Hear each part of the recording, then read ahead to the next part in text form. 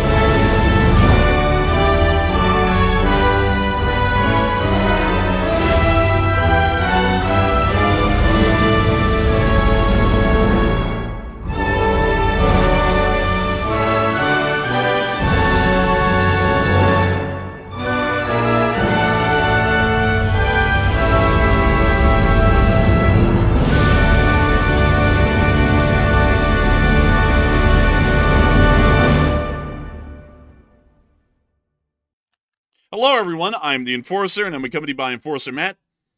And good evening, folks. It's Enforcer Matt, and welcome back to day 1216 of the War News Stream. And we have very big news today that Iran violated the ceasefire agreement with Israel, and that was a huge shocker. Also, Israel reveals secret Iranian nuclear sites today that are hidden in plain sight, basically. And also, there's been a massive Ukrainian drone attack across Russia today, and it looks like things are still going down even to this day. So it's good to see you all once again. And of course, we're going to be covering the past 24 hours of breaking news from around the world, as we have been able to hear that the Islamic Republic of Iran and the State of Israel have practically been continuously breaking the ceasefire since it was originally established and put into effect by the United States of America. Both sides are continuing to conduct limited exchanges and airstrikes against the other, and we have been able to see that this information is once again showing us that the Middle East, while being put down into a little bit of a simmer for the moment, is most likely going to be ramping up in a massive fashion here soon. This is also coming as intelligence from open source intelligence communities, reports, and additional information from intelligence sources inside the U.S. government are starting to say that it appears that the Iranian nuclear weapons program hasn't been completely destroyed, but only set back by several months,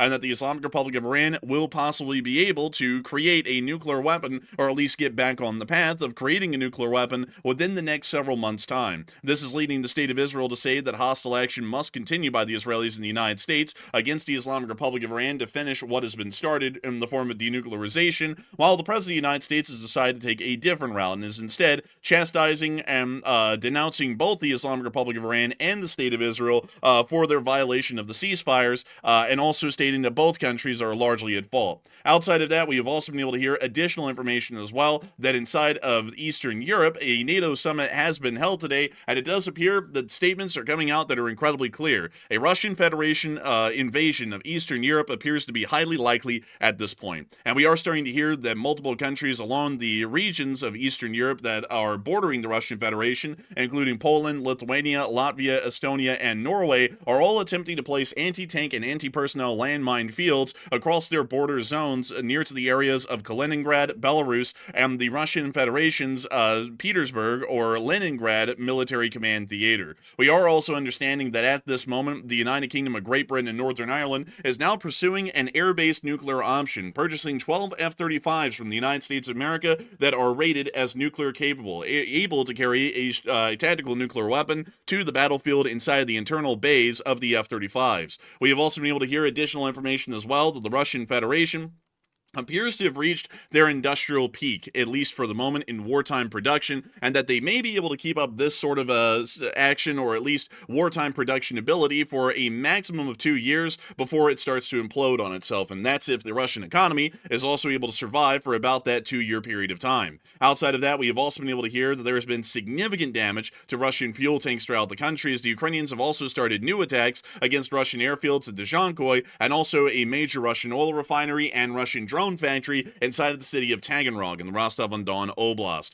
Outside of that, we have also been able to see the Ukrainian armed forces have claimed some major successes on the front line today, being able to retake the towns of Kindrativka and Konstantinivka inside of the Sumy Oblast, as the Russian Federation's offensives inside of the Sumy offensive direction appear to be destabilizing and possibly falling back due to heavy Ukrainian resistance and heavy Ukrainian counterattacks. We've also been able to hear the Ukrainian armed forces have been able to hold the line elsewhere, as they have been continuing to not only stop most Russian offensives, but also inflict incredibly large casualties and losses onto Russian Federation forces, either in offensive or defensive capacities. Outside of that, we have had a significant amount of news today, and I also want to point out that there are some ongoing developments within East Asia. Just to give you all a little bit of an overview, we haven't included in our news tonight, but we are hearing that here within the very near future, the People's Republic of China's People's Liberation Army Navy and the People's Liberation Army Navy Marine Corps will also be conducting military exercises within the localities of the South China Sea and the East China Sea here within the near future, most likely as a part of their low-level coercion efforts against their surrounding neighbors, both in the South China Sea and on the island of Taiwan.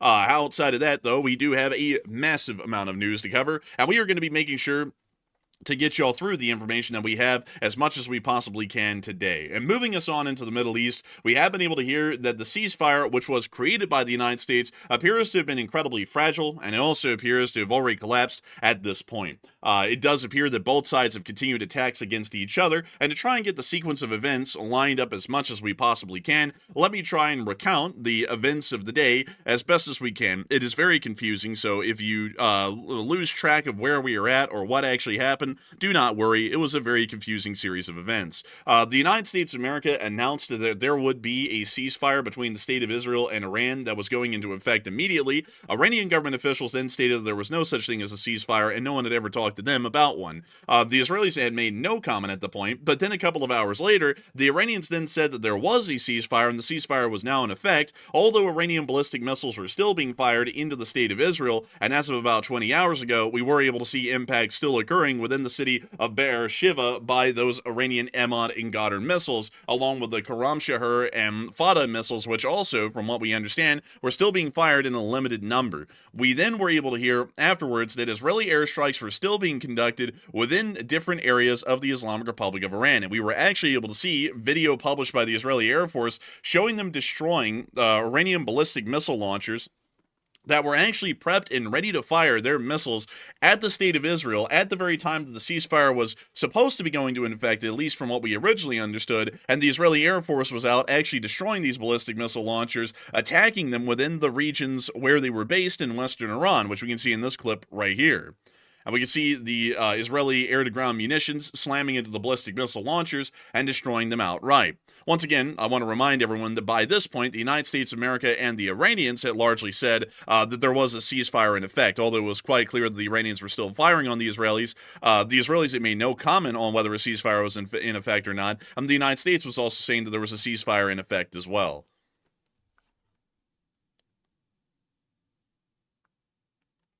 Looks like they were doing a pretty damn good job of hitting these things, too. They were like, look at that. There's a guy running off from that one right there in that clip. Man, they were like scurrying away from that thing. It got hit and everyone started scattering across the desert. But nevertheless, finally, we were able to hear that the ceasefire generally went into effect.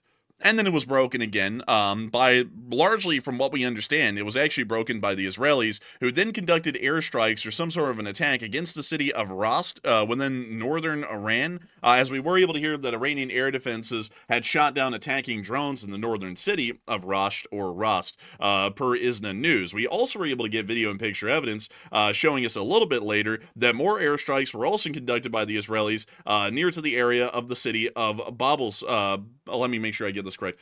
Babelsar. That is a very difficult name for me to get track of and announce. But nevertheless, we were able to see airstrikes being conducted around that city, and we were able to see the rising smoke from one of these Israeli airstrikes in this clip right here.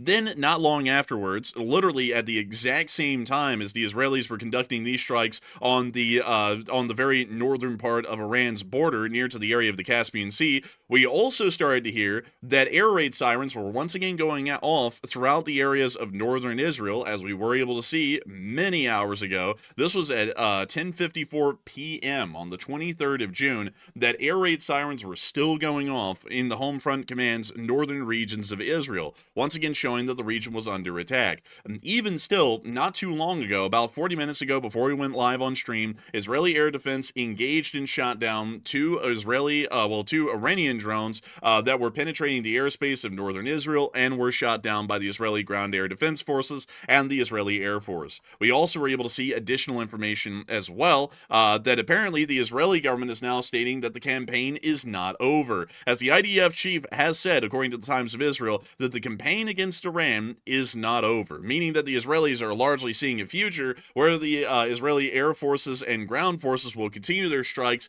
against the Islamic Republic of Iran wherever they find the opportunity. We then saw that the Islamic Republic of Iran was taking significant hits within the area of Tehran, as we were able to hear of air defense systems being active in Paran within the southwestern region of the city of Tehran. We then also were able to hear this interesting statement by the Iranian government, as the Iranian state has assured that their nuclear program will continue, according to a statement from the Iranian foreign minister.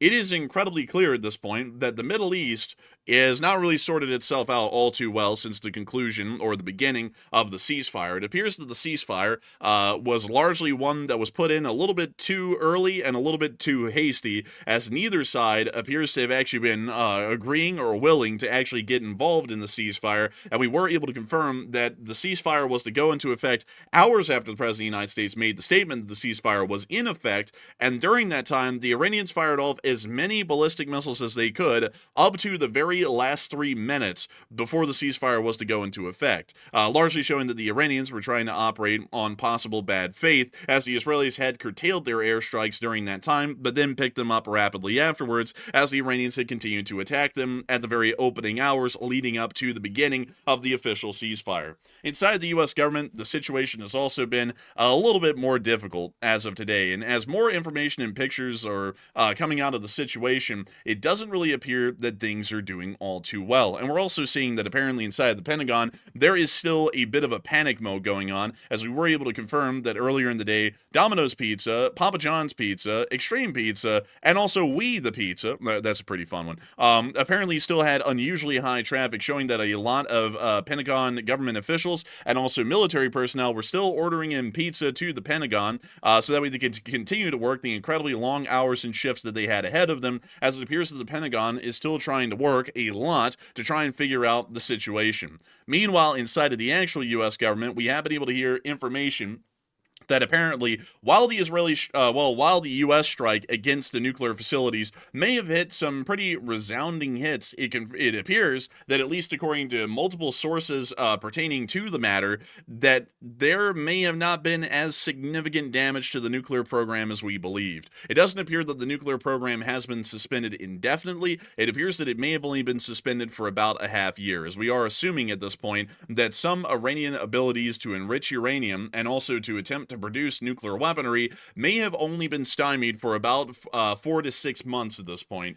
meaning that once that 4 to 6 month period concludes, the Iranians will most likely have their nuclear research and development program back on its feet and will be working towards the production of a nuclear weapon again. It is quite clear at this point that the attacks by the United States of America and the hasty and rapid ceasefire attempt hasn't really achieved much of anything, and even more so, it's now starting to appear a little bit more obvious, even by U.S. intelligence sources within the government, that there was not really a successful attack that truly knocked out Iran's nuclear weapons and research program indefinitely. It appears that it may only be a temporary setback for the Iranians. We have also been able to hear that the U.S. has warned the Iranians to not approach their nuclear facilities at Fordow and Isfahan, where apparently, according to the United States, there is uranium under the ruins. According to information that we have from Con News, Israeli and U.S. intelligence is monitoring these locations, but we're also getting a completely different story from probably the best third-party source that we could get on the condition of the enriched uranium, which has generally gone missing from what we understand inside of Iran. To once again remind everyone, since we are largely covering this information at the moment,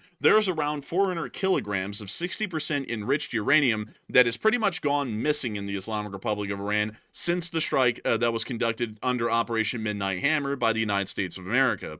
Generally, from what we understood, there was no enriched uranium in the facilities that were targeted and hit at Fordow, Isfahan, or Natanz. So it generally appears that wherever the Iranians took the materials, which the Iranians have also claimed that they moved them out of those facilities and into a safe location, the uranium actually has not been destroyed, and the uranium is not inside of the Fordow facility, the Natanz facility, or even the Isfahan facility. It is somewhere else entirely. And even according to the IAEA director, Grossi, he has stated that Iran's enriched uranium cannot be located following U.S. military strikes. We have not seen any increased spike of radioactivity around the areas of the sites that were hit, which would clearly indicate that there was a significant amount of enriched uranium inside the facilities that had been deposited over the surrounding areas as a result of the strikes. That is also confirming, from what we can tell, at least at the information of the moment, that the uranium actually was moved by the Iranians, and the Iranians were not lying about that information. There is 60% fuel-enriched grade uranium still sitting out there somewhere inside the Islamic Republic of Iran. We do not know where it is at the moment, at least it is what we know right now, and it could be literally anywhere. We generally understand, however, that the chances of it being outside the Islamic Republic of Iran is a little low. We have not been able to hear that the People's Republic of China took possession of the uranium, and we have also not been able to see any Chinese flights with transponders on that appear to have flown into Iranian territory since the statement has been made by the Iranian government that they're going to be continuing their nuclear weapons program, and they are actually recovering their uranium from their secure sites, wherever those may be, and getting possession of it again to start working towards restarting their nuclear weapons program.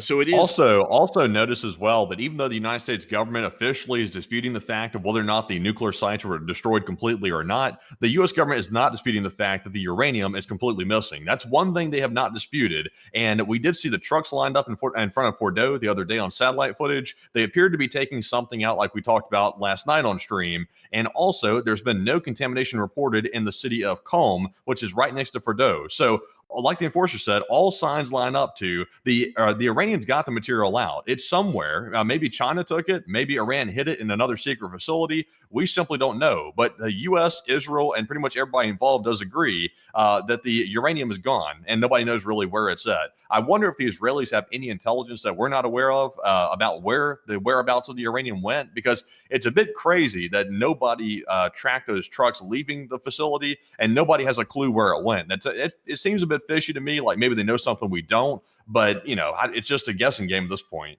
And I see some people trying to challenge the validity of this information, but I want to make this as clear as possible. There are different sources saying different things at the moment, and so far, from what we've seen, practically everyone on the planet right now is generally saying that the uranium has gone missing and that it was not destroyed, and it does appear the Iranians can start up the nuclear program again soon.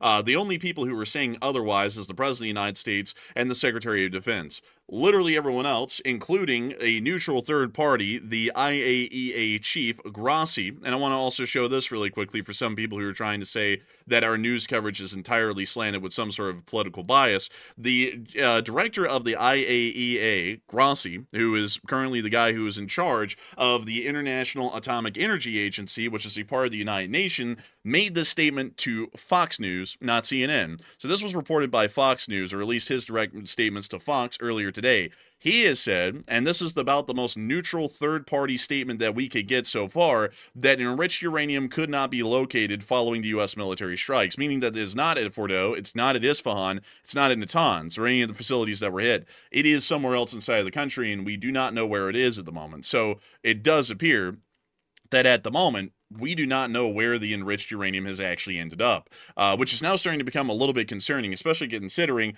that at least publicly, the Iranian government is making it somewhat clear, and it appears that many intelligence officials inside the U.S. government and elsewhere, even in Israel, are also making it quite clear that it does appear that the Iranians may have only been set back by a couple of months. That can be viewed as a success in its own way, that we've been able to set the nuclear program back by a couple of months, but we haven't been able to stop the development of a nuclear weapon whatsoever inside of the Islamic Republic of Iran. We've only pushed back the time where it would take for them to be able to create and use a nuclear weapon, but we have not been able to stop it completely. Meaning that while we've done a good job initially, the job is still not yet done, and there's still more to do to ensure that the Islamic Republic of Iran will not possess a nuclear weapon at any point in the future. But still, beyond that, we have also been able to hear that the Israelis have stated that they now believe that there are undeclared nuclear sites or facilities that are still active, but the country has no information about their location, possibly suggesting... So they just now discovered the fact that there's some secret nuclear sites that they weren't aware of. Honestly, I'll say this. Israel is our ally, but at the same time, though, I really find it hard to believe that Israel just discovered some secret nuclear sites, because they probably knew this before, and now they're just simply saying it. And I'm not saying that Israel's trying to set us up, because I know some people are going to be jumping to that conclusion that, oh, Israel's just like releasing this now so that way the U.S. has to go back to war with Iran. That's not the reason why they're doing it, but they're releasing this to the public. I'm sure the U.S. already knew about it behind the scenes as well, but this basically leaves the door right back open once again to potentially have to intervene inside of Iran once more, because these facilities, allegedly, according to what the Israelis are saying, have active centrifuges in some of them. We're not clear exactly how large the equipment is or what type of equipment it is, but they were told that maybe a centrifuge is located in one of these secret facilities. And how does Israel even know they exist if they don't even know what the location? I'm like, it seems like they're holding back info for some reason. That is something that it does seem a little bit suspicious to me, I will say. And I also find that a little bit weird that Israel would withhold that information and then also say, we know there's undeclared nuclear facilities, but we don't even know where they are. That generally is like saying, we know that that's like the police saying, we know that there's a crime being committed, but we don't know where it is, and we don't know what kind of crime it is, but we know that there's a crime being committed somewhere in the city. It's like, well, then you don't even know what it is. You're just saying something to say it. So it appears that at least at the moment, the Israeli intelligence is not much to go off of, rather than them saying, there's something out there somewhere. We don't know where it is or what it is, but we think it might be this. So not really a lot to work off of, at least there. Still, generally, at least from what we can tell at the moment, while the U.S. strikes were generally successful in causing a significant amount of damage to the Fordo and Natanz uranium enrichment facilities, as well as the Isfahan research facility, it also doesn't appear that the strike has been entirely successful and actually knocking out the uranium enrichment abilities of the Islamic Republic of Iran for them to take that 400 kilograms of 60% enriched uranium and then turn it into 400 kilograms of 90% enriched uranium, which would actually be at a weapons grade and allow them to complete their dreams of creating a nuclear weapon of mass destruction that could be used to target countries within the Middle East and eventually to produce a ballistic missile or some sort of an ICBM large enough and capable enough to actually reach the United States. It appears that those objectives have not really been reached at the moment, showing that there may be more to do, at least from this point on. Nevertheless, it does appear that a lot of people are talking about that at the moment. And Matthew, what are people thinking about that, and what are you thinking about it as well? Okay, so we're asking a question here about the entire situation with the breakdown of the ceasefire between Iran and Israel and the timeline about how that went down. And once again, it's very confusing. So, I tried to cover it in the short war video. The enforcer covered it pretty well as well on the stream here, but I can understand why some people were still a little bit lost. So the question is, Israel launched huge attacks on Tehran just before the ceasefire went into effect, and then Iran breached the ceasefire in technicality, and they actually breached it. They were the first ones to do so. And what are your thoughts? So about 29% said Iran is at fault for the ceasefire failure, while 18% said Israel is the one at fault, and 42% said it's a mix of both Iran and Israel being at fault for causing the ceasefire to fall apart. Now, in my opinion, Israel made a bad move by attacking Tehran with these massive munitions right before the ceasefire went into effect.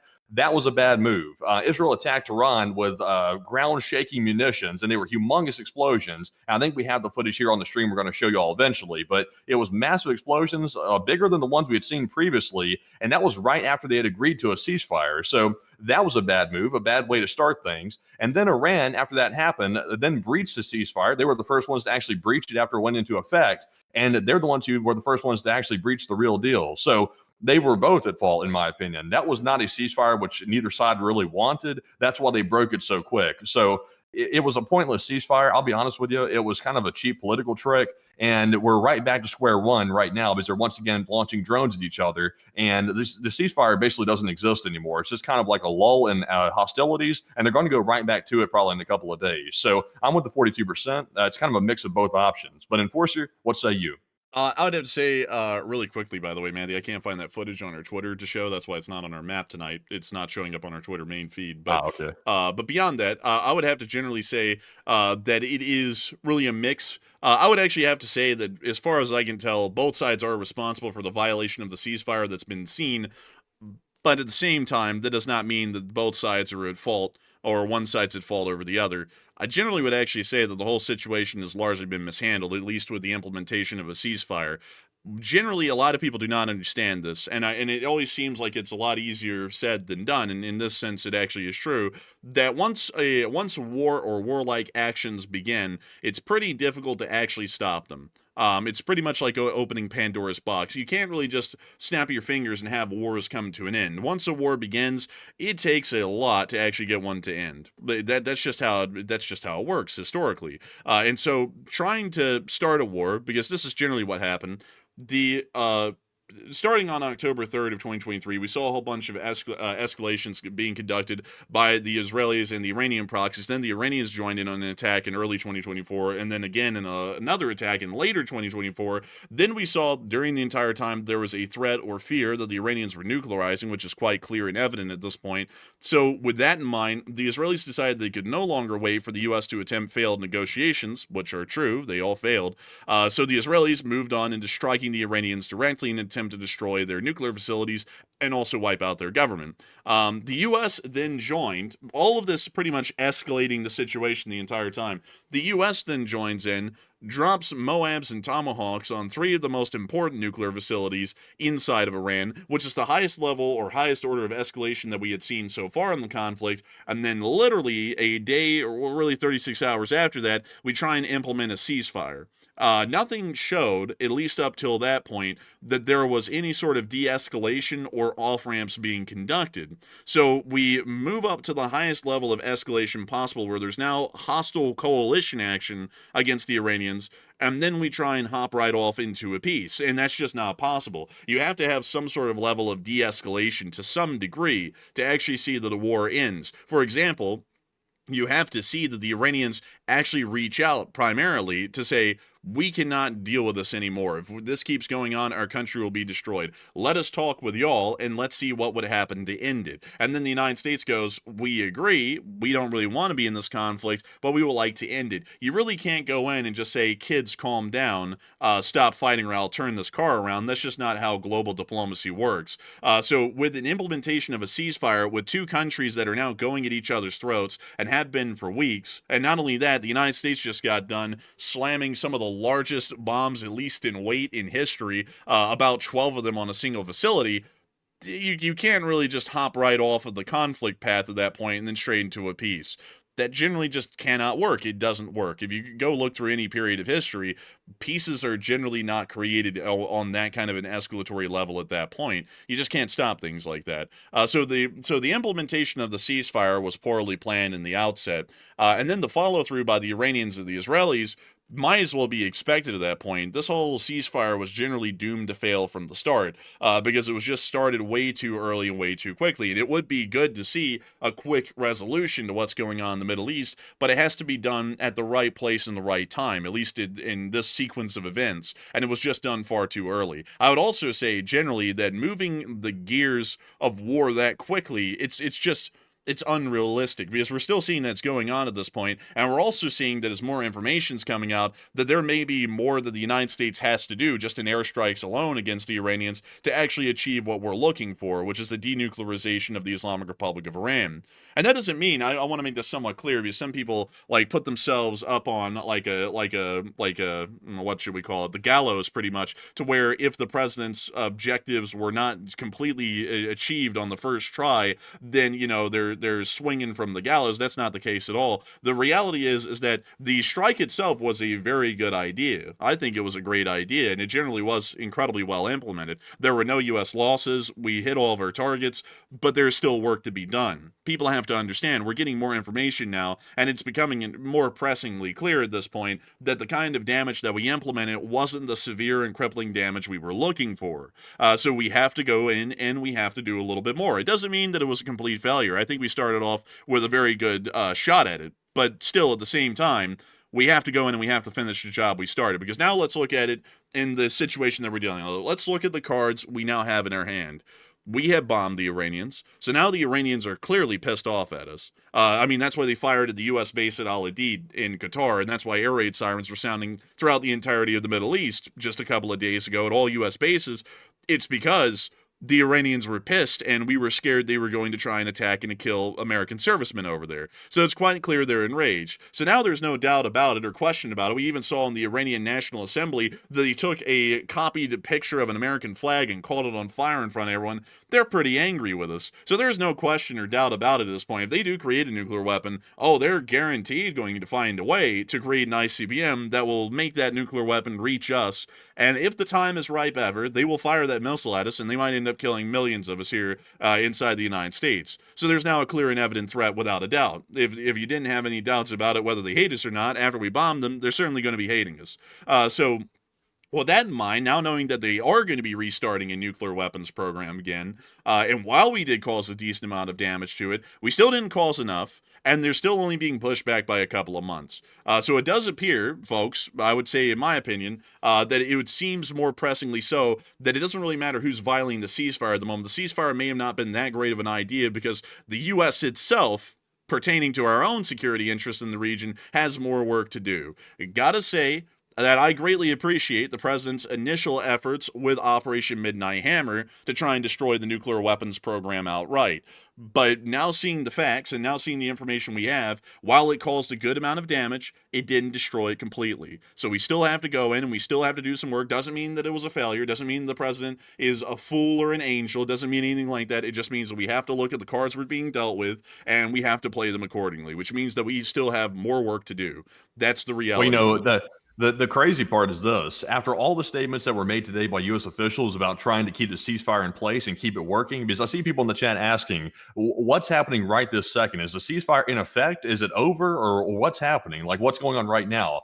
As of right this second, they're still trying to enforce the ceasefire. The United States is still under the premise that both sides have violated the ceasefire, but the ceasefire is still in effect. So that's why we're still seeing not a total war between these countries or a total air attack on each other's countries right now, is because they are trying to still adhere to the ceasefire in some way or another. But also, about an hour ago, the U.S. president retweeted a video of B-2 bombers with the song Bomb, Bomb, Bomb, Bomb, Bomb, Iran in the background and reposted that to his True Social page. So in the midst of all this peace talk about ceasefires and all this Nobel Peace Prize business, we're seeing a video be reposted of B-2s potentially going back to Iran. So, you can interpret that how you will, but it sounds like there's at least some talk in the background that maybe the B-2s might make a second run on Iran, but it's not very clear right now. It's just kind of all over the place.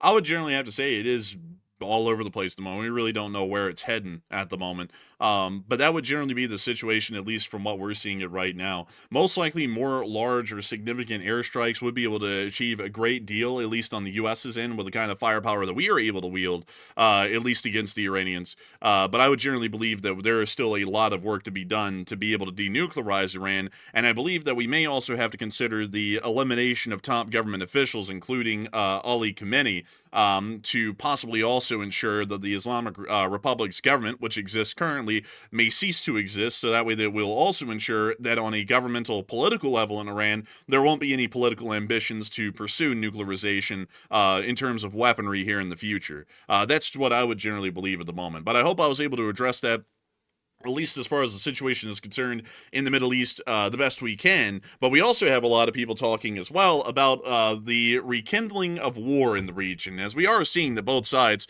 are clearly violating the ceasefire at this point, almost on a regular basis at this moment. And it does appear that a lot of people have been talking about that and the possible restart of the conflict here very soon. So, Matthew, what are people thinking, and what are you thinking as well? Also, I see people like my Beach Boys interpretation right there. I think that little like tune that's in the background, that presidential thing that was posted on True Social, is some Beach Boys song or something they took, and like they put the lyrics. Obviously, it's Bomb Iran. It's the lyrics now, but I see everybody like that. It's quite interesting. But anyways, jumping into our poll in all seriousness, the question says: since the ceasefire between Israel and Iran, there have been small stealth attacks between Israel and Iran, and is more war inevitable? That's the big question. So 58% said yes, war will restart very soon, while 14% said no, the ceasefire will work and hold, and 22% said it's about a 50-50 chance as of right now. And in my opinion, I'm definitely with the 58%. War is coming again. It's certainly not over. Israel's saying they're not done with Iran. So, I mean, that's a pretty clear statement. They're not finished with them yet. So I think they're going to be coming back for a round two. And it's unclear if the U.S. is going to be involved with it or not. Once you get around the juvenile video that was posted today by the president, it's kind of hard to tell what the actual action is going to be against Iran, because without a clear statement, it's kind of speculation up to that point. So I think war is coming back. They're already attacking each other with drones. That's been documented today. So the ceasefire is not holding very well, if you even consider it a success at all. But Enforcer, what say you? I would generally have to agree with the near 60% as well. I believe that war will be restarting in the region, considering that the ceasefire is being violated at this point regularly by the Israelis and the Iranians. It is very obvious that the ceasefire is an incredibly weak one. It was built on a house of cards. It's soon to collapse at this point, and that conflict is going to be returning to the region. That also means that the United States is going to have to figure out what we are doing in the region. There's a lot of diplomatic or foreign policy initiatives at play at this moment with how we are going to respond. But I generally would say that we could also expect, at least here probably within the next few weeks, future U.S. military involvement, most likely through airstrikes once again against the Iranians, to try and find, target, and destroy any facilities that may be housing the enriched uranium, or to also ensure that any machines or abilities that the Iranians have to be able to enrich, refine, and produce weapons of mass destruction from weapons-grade uranium or plutonium will also be removed as well. I think that largely is going to be the case at this point, because it's quite pressingly clear at the moment that the Islamic Republic of Iran's nuclear program, while postponed for a good while at this point, is still nowhere close to being destroyed, and we are going to have to go and make sure to take care of them once and for all, and that might take additional action. So with that, I hope that does address that well, at least in my opinion. I'm seeing a decent amount of people talking about all kinds of stuff. Someone said, weapons of mass destruction in Iran 2.0. That seems like it's not really a good statement, because this is what we're hearing. This is the Iranian foreign minister. The nuclear program will continue. This isn't Iraq, buddy. Like, I just want to make that clear to some people who are saying that. This is not Iraq, where they swear up and down prior to the U.S. invasion in 2003 that they do not even have uranium of any kind. And then we found out that there was no uranium in Iraq of any kind. This is Iran. This is a totally different country. This is a country that is openly admitting that they're enriching uranium to a weapons grade. This is a country that, when we asked them, would you only enrich to a 60% grade for fuel purposes, they said, no, we will not have any holds or any sort of limitations on what we can enrich, and we will enrich up to 90% if we want to. And there is absolutely no other purpose for the Iranians to deny any limitations to uranium enrichment, unless if they were working on a nuclear weapon. 90% enriched uranium can only be used in the production and use of nuclear weaponry. That makes it entirely clear and obvious we're not dealing with an Iran 2.0 here, and we're also not dealing with an Iran 2.0 Because, believe it or not, if you want to deny it or accept it, there are uranium enrichment plants like the Natanz plant, which you can clearly see from satellite, and Iran has admitted for years is enriching uranium. So it's not something like Iraq, where there's not really a lot of proof or any proof at all when we invaded in 2003, whether they were creating a nuclear weapon or not. There is an unlimited amount of proof and data that is showing that they are creating a nuclear weapon. That is something that is, once again, gotta say wildly clearly here, a clear sign that they're working towards a nuclear weapon. I would also say that it's a very clear sign, a much more clear sign, that if they weren't working on a nuclear weapon, why in the world are they so adamant on restarting their nuclear program or enriching uranium inside of their country instead of being like any other country that buys their enriched uranium fuel for their reactors for peaceful purposes from an actual nuclear power, like the People's Republic of China or the Russian Federation or the United Kingdom or France or the United States? Why don't they do that? Why aren't they doing that? It's because they're using those enrichment plants to be able to produce a nuclear weapon of mass destruction. It is incredibly clear. It's not like there's a lack of facts or information or proof on that. The proof is quite obvious. It's more so than clear. So if you're one of the people who still aren't believing that, I'm sorry, but that's generally uninformed. There is so much proof. It's an insurmountable amount of evidence that they are trying to produce a nuclear weapon. And we have to work off of that sort of a mindset because if some people want to remain with their heads in the sand and then say that they're not developing a nuclear weapon, the day they test a nuclear weapon is going to be unbelievable to these people when it was quite clear and obvious to everyone else that they were creating a nuclear weapon the entire time, and we could have completely avoided an incident where the Iranians may possibly nuke the United States or Israel at any point in the future if we had gone in and dealt with it now. So I hope that addresses that the best I can. And also, I saw someone say there's still no evidence of a weapon of mass destruction in Iran right now. Well, yes, that's because we're working to stop them from having a weapon of mass destruction. By the time they have a proof of a weapon of mass destruction existing in the country, it's going to be too late. So I hope that answers that well, at least with the information and the evidence that we have at the moment. But that's generally the lay of the land right now, at least from what we can see. But moving on from that and outside of this news, we have also been able to hear of some ongoing developments inside of Europe, as we've been able to hear that the NATO summit has begun today. And we were able to hear that the new Lieutenant General Grinkovich, nominated by the U.S. to lead NATO forces in Europe, stated today, "Senator, I think Ukraine can win. I think when your own homeland is threatened, you can fight with a stubbornness that is hard for us to understand unless we've been there ourselves." Largely showing that there is actually a belief by the U.S. The new U.S. commander of NATO forces in Europe that the Ukrainians actually do have a fighting chance of winning and surviving the conflict even still. We have also been able to hear of other interesting statements that have been made on top of that. We were able to hear that the NATO summit was held today. And also, Matthew, could you find us a picture of the official NATO group portrait that was made today that had Zelensky in it? Could you happen to find that? Because I didn't see that on our Twitter earlier, and I was wanting to show that to the folks. But outside of that, I got it for you right now. Let me go ahead and I'm going to send that over Discord, by the way, because I'm getting it from a different source here. So let me save this photo, actually copy it. I'm going to send it over your Discord right now, so you can take a look at it. Got you. And so we should be getting that right here. And you can actually see here, this is the official NATO picture for the NATO summit. And we can actually see that within the picture, generally, also, by the way, I've got to make this clear, that this picture only shows the heads of state of countries that actually are member states of NATO. We actually got to see that Zelensky was right back there standing amongst them, which is a little bit interesting to know, because I believe that is the first time that we've ever seen a non-member state head of state inside of one of the NATO portraits or photographs that have been taken of all of the heads of state during that time. So an incredibly interesting thing to see there. And we also were able to hear that at least today, that statements were being made inside of the NATO summit in Brussels and Belgium,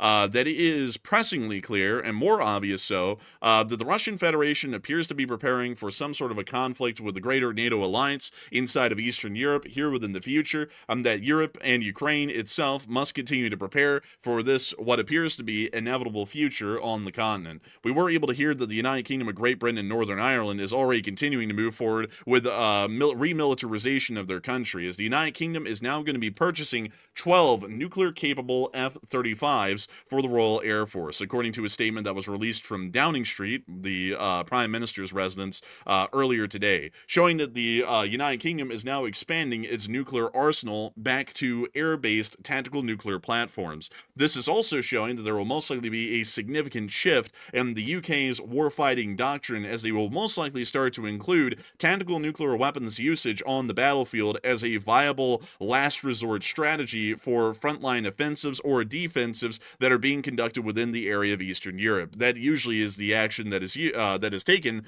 by those sorts of aircraft that carry tactical nuclear weapons. Outside of that, we have also been able to hear inside of Eastern Europe that pretty much every single state, as a matter of fact, it is pretty much every single state that borders the Russian Federation in any way, shape, or form, or Belarus, will be mining their border, at least according to information that we were able to get today from multiple defense ministers, and also a general overview provided by Anton Gerashenko. A massive shout out to him. He does great research.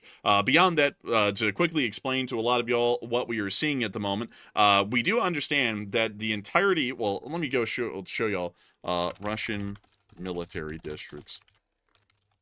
Every country in the world generally has some form of military districts or divisions to divide up their country into. And one thing that's been incredibly interesting is that in prior years, we've actually seen, and I want to show y'all here what we had at least beforehand to give y'all a little bit of an idea.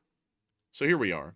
So this is generally what the Russian Federation's military district system looked like in 2014. And there was something interesting to note here. This is what was considered the central military district at the time. It included Moscow and St. Petersburg in one giant military district. We then had the southern district, I believe this is the Arctic or northern district, and then we had the far eastern district. Outside of that, we were able to see that in a military reform conducted in 2024, that the map was redrawn. And this was probably one of the most interesting redrawings that is showing that the Russians are quietly changing their doctrine to have a much more aggressive stance against NATO. The Central Military District was actually divided by decree of President Putin of the Russian Federation into two separate military districts, the Moscow Military District and the Leningrad Military District. And most importantly, because of this division of the military district, we were able to see that the Leningrad Military District specifically borders the entirety of the NATO alliance as of this redrawing of the map. Kaliningrad borders Lithuania and Poland. This area of the border here, just to the east of St. Petersburg, actually borders Estonia, Lithuania, and Latvia.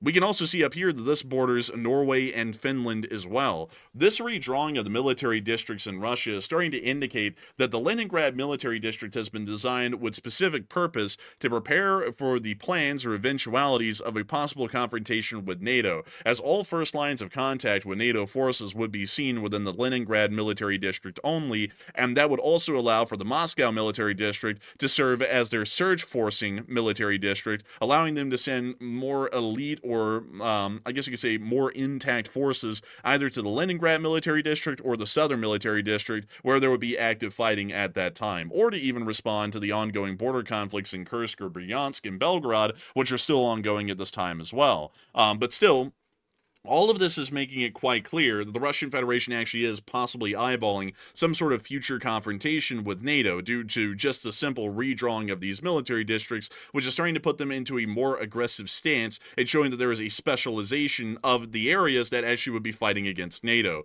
According to the information we have, Finland, Estonia, Latvia, Lithuania, and Poland are planning to mine areas along the border with Russia, creating a new Iron Curtain. All of them have already announced plans to withdraw from the Ottawa Convention, which bans the use of anti-personnel landmines. These countries have a collective 2,150 miles of border with the Russian Federation and Belarus. Lithuania, which plans to spend 5.5% of GDP on defense, has allocated 800 million euros worth to manufacture anti-tank and anti-personnel landmines. Former Lithuanian Defense Minister Laurynas Kasčiūnas said hundreds of thousands of landmines will be required, which then will be stored close to the borders with Russia and Belarus for deployment in a crisis. They will form a part of a whole system of defense along with drones and longer-range weapons. It is starting to show us at this point that the Eastern Europeans are practically building a veritable fortress, a massive 2,150-mile-long Maginot Line against the Russian Federation for preparations of that conflict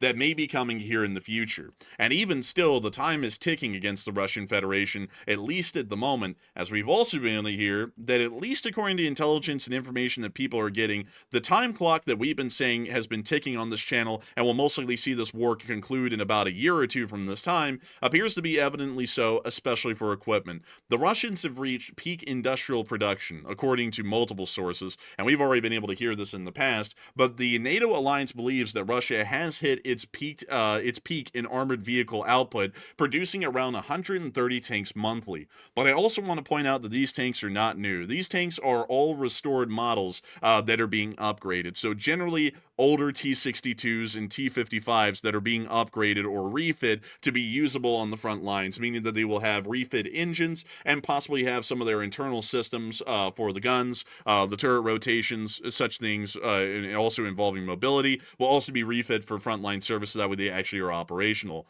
Despite reaching this ceiling, Russia can reportedly sustain this pace for at least another year before it completely falls off. We also understand that due to the near-apocalyptic situation that Rostelmash, a major agricultural machinery manufacturer quoted in Russia, that the Russian economy is also on the ropes as well, and there's really not a larger amount or a longer amount of time that the Russian Federation could sustain this sort of fighting in Ukraine without seeing the economy or the military completely run out of the ability to keep itself going, either with the amount of money that would be necessary for the Russian economy to keep working, or for that fact, the amount of vehicles and equipment that the Russian Federation's armed forces in Ukraine would need to keep that war going. That means that if the Russian Federation was to start a conflict against Europe, it most likely is going to be starting within the next 2 years, as that's their only window of opportunity where they would not see a complete collapse of Russia's offensive abilities to its entirety, or a complete collapse of the Russian economy, which could cause such a severe domestic situation inside of Russia that it could lead to a possible government change.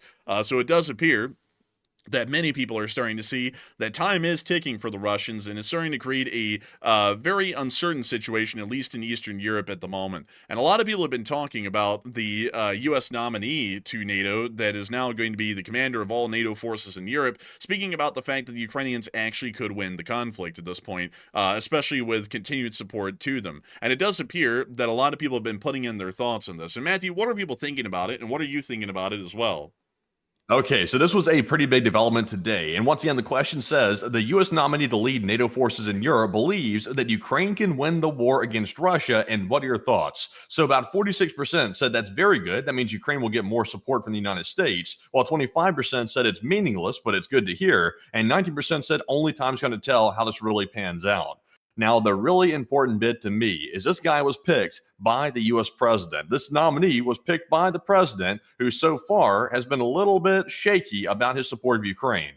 This is indicating that the president is once again sort of leaning toward supporting Ukraine at this very moment. And this nominee here, who believes that Ukraine can win and is encouraging them to keep fighting, that is a very good sign that maybe the president is warming up to the idea of Ukraine being a sovereign nation and not being taken over by Russia, and also keeping to arm them against Russia's aggression. So I would say I'm with the 46%. It's very good, and it probably means Ukraine will get more support. And also, I want to add this as well. The support to Ukraine has never ended. Like, some people have been out there trying to repeat this line that somehow Ukraine's been abandoned. That is not true. The only thing that's happened between now and the last time we covered Ukraine is that the news coverage has died down significantly because Iran took the forefront and Ukraine got pushed to the back burner. But nothing has changed with Ukraine. The U.S. is still giving aid. Ukraine's still fighting. And in fact, Ukraine's making frontline gains.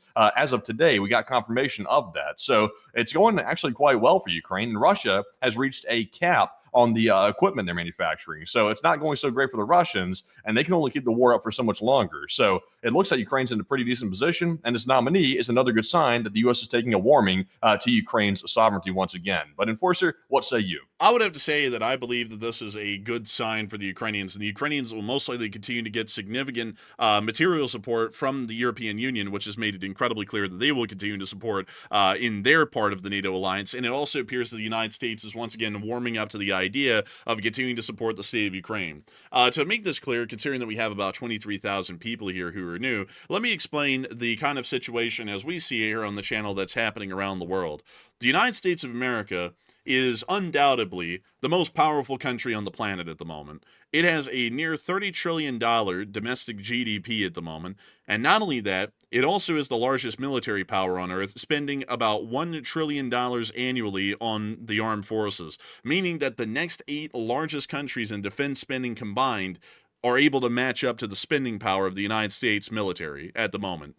The United States exists on this pedestal because of a specific reason, and it's because the United States controls the largest, or largely is the leader of the largest and most powerful economic and military alliance that the face of the world has ever seen. There is no alliance or group that has ever come close to the kind of firepower, weaponry, and prosperity that has existed in the modern day. Not even the citizens of ancient Rome, living under the hills of the Palatine mansions, could ever have imagined such a level of prosperity and success that is seen today. And that is because the United States of America has built up over the last 70 years that alliance largely from the ground up out of the ashes of the Second World War and out of the collapse of the Soviet Union in 1991. And the United States of America, much as it did during those days, has to continue to remain vigilant and strong against the enemies of the Republic and the enemies of this Western alliance as a whole to see that the United States still continues to succeed and still has that fleeting chance that we have every day to see that things can continue to get better in our country and for our allies around the world. Most importantly, it's quite clear to understand who our enemies are to make sure that we're not being largely led astray or led to believe that the people who will stab us in the back tomorrow are our friends today.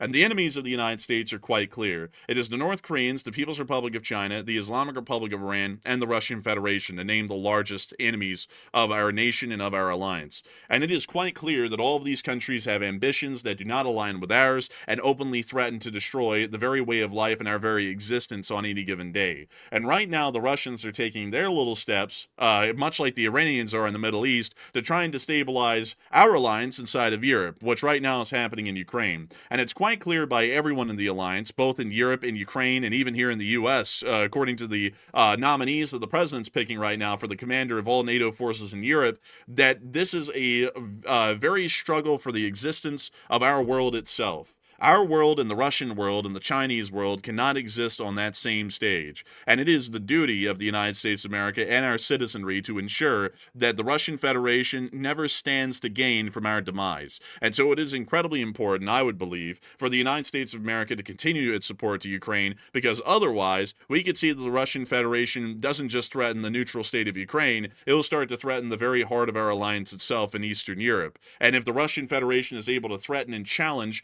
our security and our defensive forces within Eastern Europe, and we have to back off or it ends up becoming a larger battle, what kind of a message does that send to the rest of our enemies around the world, like the Chinese and the Iranians, about what they could do? You would see that everyone would start to take the chisel at the same time to the American bloc and start to chip off each and every little piece that they can until there's nothing left. They'll bring nothing but devastation and destruction to our allies and ourselves, and it's incredibly clear for that reason that we have to stop our enemies where they lie. And right now, the Russians lie in Ukraine, and I think that's why the United States of America will find it pertinent and very much crucial to continue their support for the state of Ukraine and to continue to see that the Russians are pounded into the dirt and the Western world is able to declare victory once again over the enemies of our great nation. And so with that, I hope that does address that incredibly well, at least in my opinion. But I would say that that seems to be a prerogative for the United States for now and well into the future for decades. But outside of that, we do also have some more additional news coming out from the front lines of Ukraine themselves and the air defense situation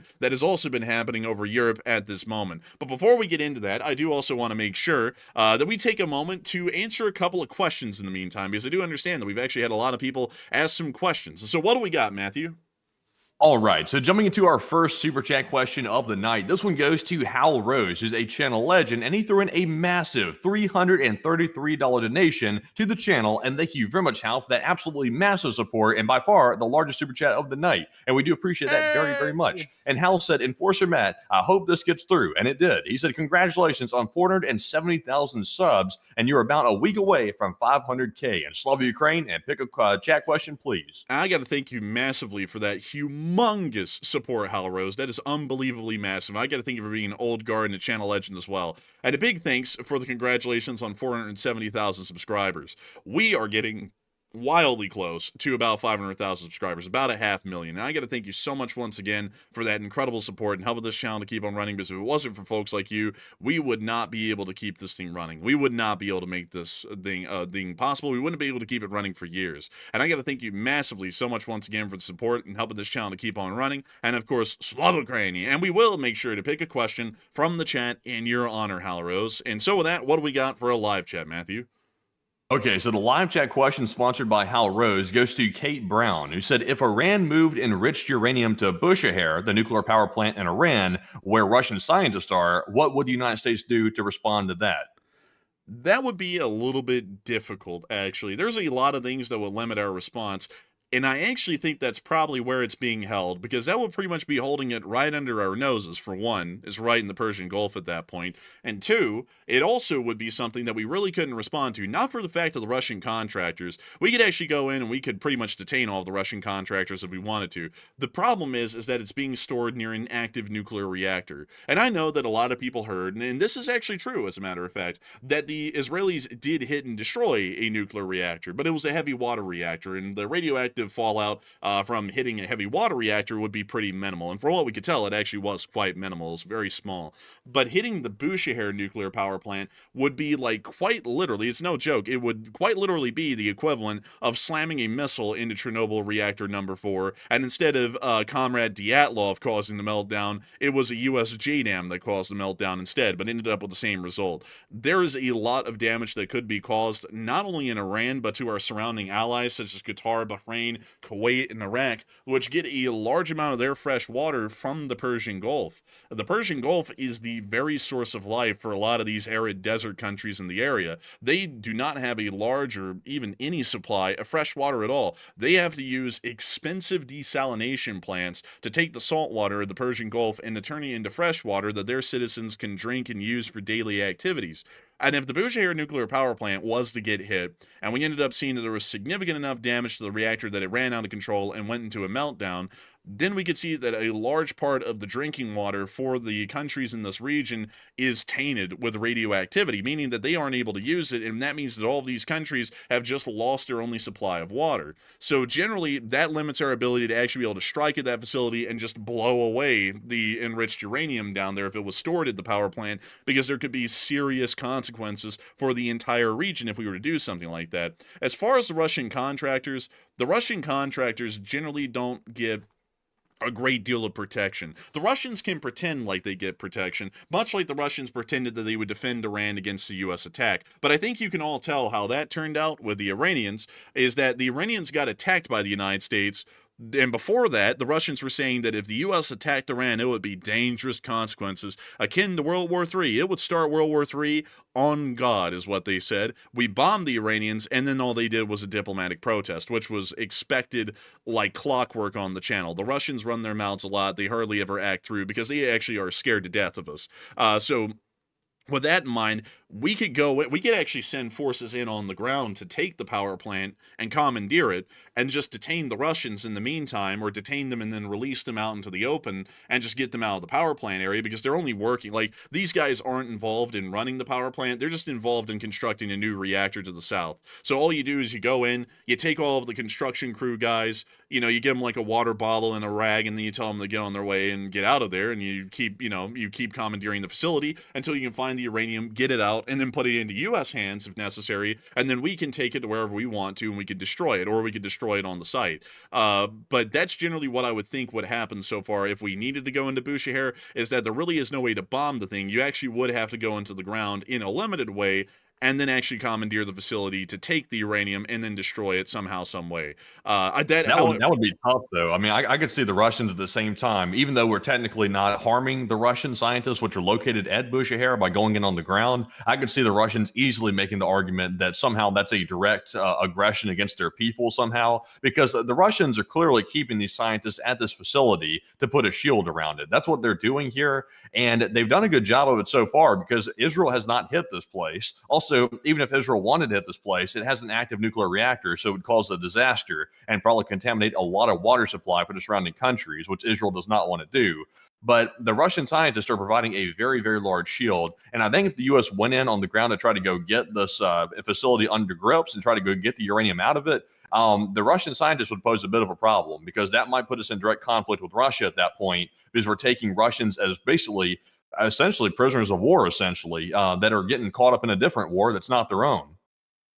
It's possible that we could, but at the same time, the Russians that are abroad, such as this, take the kind of risk that U.S. citizens abroad take, in that the Russian government probably wouldn't support them if it came down to it. Because if, like, as far as the strategic picture goes, the strategic relationship that Russia has with Iran as a country was far more important than the relationship that Russia has with their own citizen scientists that are in Bushehr at the moment. And the U.S. bombed Iran. Like, we bombed them entirely. It was quite a significant air operation that we conducted in Midnight Hammer. And the Russians, if they were working off that strategic partnership that they had just signed with the Iranians days before, they actually had grounds, at least at the moment, to actually say that they would go to war to defend Iran against that act of U.S. aggression. What did they do in response? They wrote a diplomatic protest. And I think that's the same thing that would happen if we went into Bushehr. And my honest opinion is that we could detain those Russian scientists and then immediately set them off into the city of Bushehr itself and just tell them, okay, look, now that we've gotten y'all taken care of and we've been able to find all of y'all and secure y'all and ensure your well-being, you are not allowed to be here anymore. You need to leave and go somewhere else in Iran, but you can't be here. And then just send them out on their way. The best thing the Russians could do is make a diplomatic protest, especially considering that we didn't detain them for long or imprison them. I don't think there really could be much grounds for diplomatic escalations as a result of that kind of action if we had to take it. And this is all just hypothetically based on whether the enriched uranium would be at Bushehr, which it might not be. It might be somewhere else entirely different inside of Iran. That's how I'd address the question, at least in my opinion. Is that would probably be the best way we could take care of it without causing disastrous results for pretty much everyone in the region. And so with that, I hope that does address that the best I can, at least in my opinion. And with that, we are on to the next one. All right, moving on to our second super chat here. This one goes to CR, who puts in a $200 donation, and thank you, CR, as well, for that absolutely massive support. And that is the second largest super chat of the night, and we do appreciate that. And of course, like we always say, that does help to keep the channel running. And CR says, "What is the hardest part of news to announce? And also for my husband." And a big shout out to you, CR, for the massive support, and to your husband as well. And the hardest part of the news to announce, in my opinion, is whenever we hear about U.S. service members dying. We've actually, fortunately, only been able to report on that once here on the channel, and that was at the attack at the Ottomf garrison, where 3 U.S. service members were killed. We also reported on the deaths of service members inside of Kuwait and Iraq about a couple of days ago, but at least from what the Department of Defense wanted to claim, those were non-combat related deaths. Those generally do happen. Generally in the military throughout the course of the year. There's usually a couple of dozen every year. So while they're unfortunate, it's not as a result of direct armed action. But it usually is the hardest part of the news to cover because I know a decent amount of folks myself that actually are currently serving in the armed forces, folks who are in the Army, the Marines, the Navy, the Air Force, the Space Force even, and I know a good amount of them. And usually, well, not usually, they're all incredibly cool folks to talk to. I get along with all of them incredibly well. We all crack jokes, have a good time, but it's really unfortunate to think that folks like that, a lot of nice people who, you know, I personally would probably know and get along with quite well, are getting killed overseas by, for example, an Iranian-backed militia that was conducting operations against that U.S. base in Ottomf. That would probably be the hardest part of the news that we've been able ever covered. But generally, I don't let it get to me too much as far as hearing about the deaths of people around the world, because the reality is that in our line of work covering this kind of news, we hear about generally a large swath of people getting killed every day. It's almost a fact of life at this point that there is at least out there, and on any given day, there's probably about 2,000 people who are getting killed in every act of conflict happening in the world right now, or even more than that. And a lot of those are actually coming out of Ukraine for the large part. There's about 1,200 500 Russians that are wounded and killed every day in that conflict, and going off of that number, we can also assume there's at least 500 to 750 Ukrainians that are most likely getting wounded or killed each day as well. Quite a significant number. It's incredibly unfortunate to think about when you actually put that into a human perspective, but as far as our news coverage goes on the channel, that's just a fact of life of our everyday news coverage, so we kind of have to take that in stride for what it is, and just say that it's incredibly unfortunate, but that is that's pretty much the trimmings of war, is that there will be casualties and fatalities as well. But I hope that does address it the best I can, and big thanks to you once again for the support, CR, and helping this channel to keep on running, because if it wasn't for folks like you, we wouldn't be able to make this channel possible, and we wouldn't be able to keep this thing running. So a huge, massive thanks to you so much once again. I hope that does address your question incredibly well. And with that, we are on to the final question of the segment, and then we're going to be moving on into the rest of the news. All right, so our last super chat goes to Phil Parisi, who puts in a $20 donation, and thank you very much, Phil, as well, for that $20 support. He said the ceasefire was never a thing, and the U.S. president said it and hoped everyone would cover for him, and he did the same thing last week, and it's what he did with something else as well. It'll go away next week. Now, Phil, one thing we do know is we heard from the Israelis and the Iranians. They acknowledged the fact that a ceasefire was negotiated, but so far Iran has breached it. Israel's breached it, in my opinion. So there was a ceasefire, and everybody else is agreeing to it. If Iran is agreeing to it and they're lying all the time, then it's clearly been discussed and it's clearly been negotiated. So I would say that there definitely is one in place, but it didn't last long at all, and it was really unwanted by both sides, but they both agreed to it for whatever reason. But Enforcer, what say you? I would have to say that, in my opinion, the ceasefire did exist. It was actually brokered rapidly, I would say, and too hastily, in my opinion. But there actually was a ceasefire. It's just not something that was come up with. It's not like the movie Home Alone, where you like set up the paint cans and everything and pretend like someone actually be hurt by that, and then they are. This is just to make a movie out of it. This is something that actually did get brokered and did happen. So I would generally say that I thank you for the support, but from everything that we were able to tell, the Israelis and the Iranians did confirm that there was a brokered ceasefire, just like Matthew was saying, and so for that reason, it actually did happen. It's just that both sides broke it pretty much immediately, but I will have to say, considering that our analysis is neutral, Israel did technically break the ceasefire first. They were the first one, after the ceasefire officially came into effect, to bomb the Iranians. The Iranians didn't attack the Israelis until after that, at least in the sequence of events that we saw. So the Israelis actually were responsible for breaking the ceasefire, but instead the Iranians just letting it slide, like some countries, like in the Pakistan-India border conflicts, where the Pakistanis actually struck the Indians in extra time after the ceasefire ended, and then the Indians did as well, and then they dropped it. We pretty much seen a slow trickle of continuous attacks by the Israelis on Iran and the Iranians on the Israelis throughout the course of the day, which is actually showing that this ceasefire is in the process of completely falling apart at the moment, unlike others. Are you sure? Are you sure about that? Because the way I understood it was Israel attacked Tehran bigger than they'd ever attacked, but that was before the ceasefire went into effect. Israel ceased attacking Tehran when the ceasefire went into effect, but then Iran retaliated after it became effective. They retaliated, and then Iran was the first ones to break the ceasefire. That's the way I understand it, because Israel didn't attack when the ceasefire became effective. They retaliated after the fact, but they didn't attack first. Oh, I'm sorry, I actually got the sequence of events wrong then. It's because... Yeah, actually, that is correct, because the Israelis did launch that the earth-shaking attack on Tehran right before the ceasefire, and then the Iranians were actually firing missiles into Israel right up to the minute of the ceasefire, including this impact in Beersheba, which happened literally just before the ceasefire went into effect. And then it was the Iranians that fired their ballistic missile launch or attacks into northern Israel right afterwards. So actually, Matthew is correct. Sorry, I actually got the series of events wrong.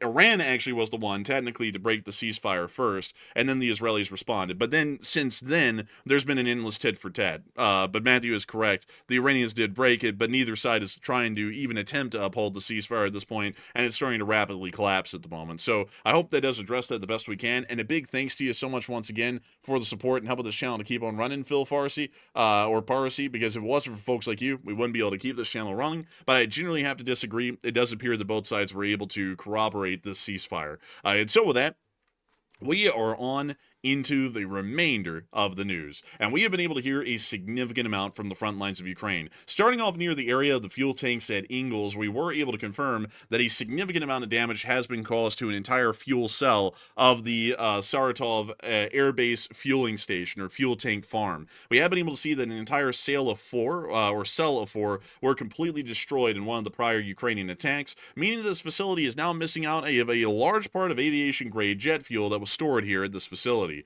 Outside of that, we have also been able to hear in the front lines of Ukraine itself, near to the area of Tatkino, that Ukrainian airstrikes with MiG-29s using AASM-250 hammers is still continuing as they try and destroy the Russian forces from a distance without having to get the Ukrainian infantry deep inside the town and embroiled in street-to-street fighting. And we can see those airstrikes still being conducted right here. Pretty big ones, it looks like, too. It looks like Ukraine's back at it again.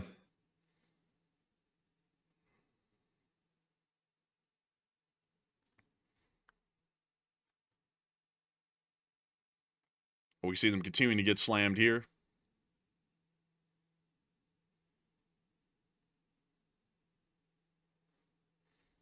And what was that target again? Remind me one more time. Apparently, it was some sort of a possible ammunition depot, at least from what the caption was claiming.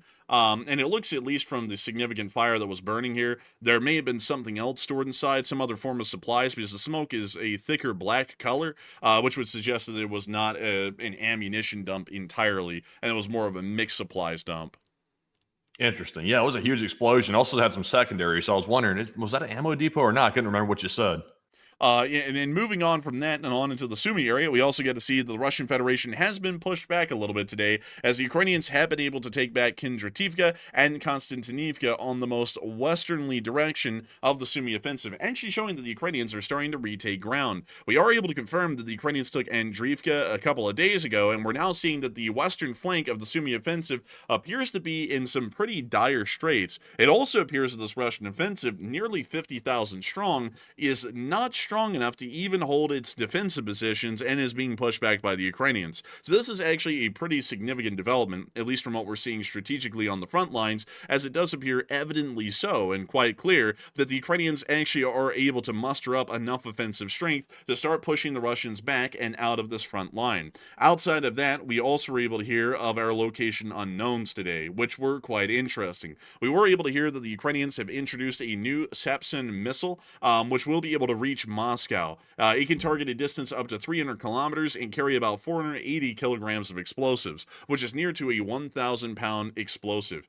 We can also hear that its real range supposedly is about 500 kilometers, which would certainly put Moscow under its bullseye for the large part, but at least publicly the statements are that it will be able to reach at least 300 kilometers. It appears that this is also going to be a cheaper and more mass-produced variant of the Grom missiles, which the Ukrainians attempted to produce in some numbers at the beginning of the war, but we have not been able to hear that they've been able to produce those missiles in any larger scale, and we've hardly ever seen those missiles ever used. I believe we can only report that only twice in the conflict have we seen that a Grom or a Hrem was used. Outside of that, we were able to see a Grad artillery battery firing. This picture just went hard. The lighting was great. I thought it looked really good. And I was like, wow, that is one hell of a picture of a Grad. So just wanted to show that to you all. I thought it was a really cool picture of the rocket artillery operating near to the front. We also got to hear of the Ukrainians shooting down a drone from an Mi-24. And that footage is pretty clean right there. But what's most impressive about this is that this was actually filmed from the cockpit of the Mi-24 that was following it. Take a look at this. So you see the Shahed right here, when you see the cameras panning over to it, watching it. That's quite crazy, actually. That thing could actually just like swing over and smash right into the plane, I guess. Yeah, it pretty much almost could. And we then see right here the helicopter's cockpit and the gun, the 23mm gun that's up front, as the helicopter is now lining itself up to get ready to shoot the thing down. Did you see that Ukrainian pilot's iPhone up there? That guy was literally texting and flying. Bro. That was illegal. Distracted flying. Someone needs to call up his commander. I'm just kidding, by the way. But we can see here the gun getting ready to be lined up and fired onto the drone. And we see the gun down there actually beginning to move as they're trying to line it up and get the gun on target.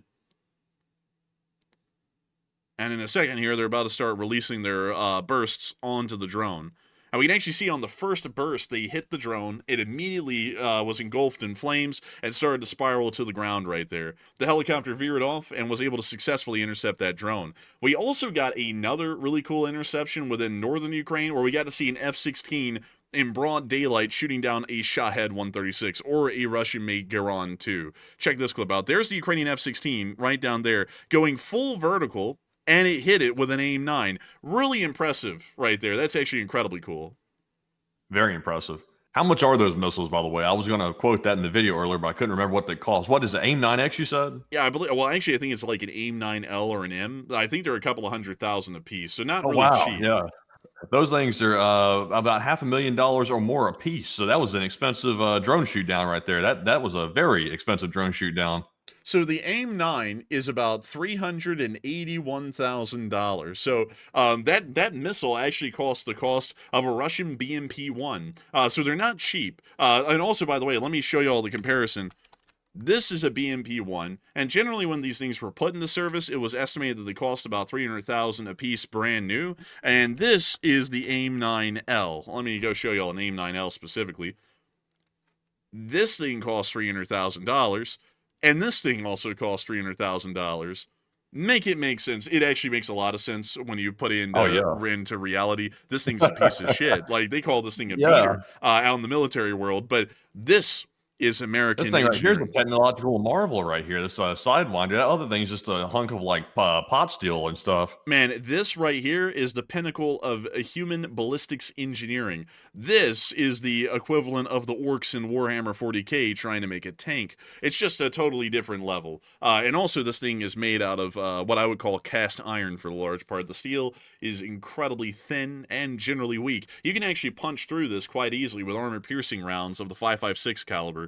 Apparently because the armor is so thin. So it provides practically no protection to the crew or the infantry it's carrying inside the APC. So it's really only APC in theory. It's more so just a tracked troop transport, and I wouldn't even consider it an armored personnel carrier. Maybe just a personnel carrier would be the best description of this thing. But outside of that, we are going to be moving on from that clip, and we are going to be moving on into the Russian casualty report, as we were able to hear of significant losses being taken by the Russian army once again today. And we were able to hear that over the course of the day, no Bobcat skid steers have been lost. Incredibly unfortunate, very sad to see. But nevertheless, Ms. Disa, keeper of the records, has stated that 198 drones is the 11th highest daily loss of the war, and troop losses are up above the recent average, which is quite good to hear. It does show that the Ukrainians are becoming a little bit more efficient once again in recent times. But we were able to hear that 1,200 Russian soldiers were wounded and killed over the past 24 hours, along with 7 armored personnel carriers, 100 supply trucks, 1 main battle tank,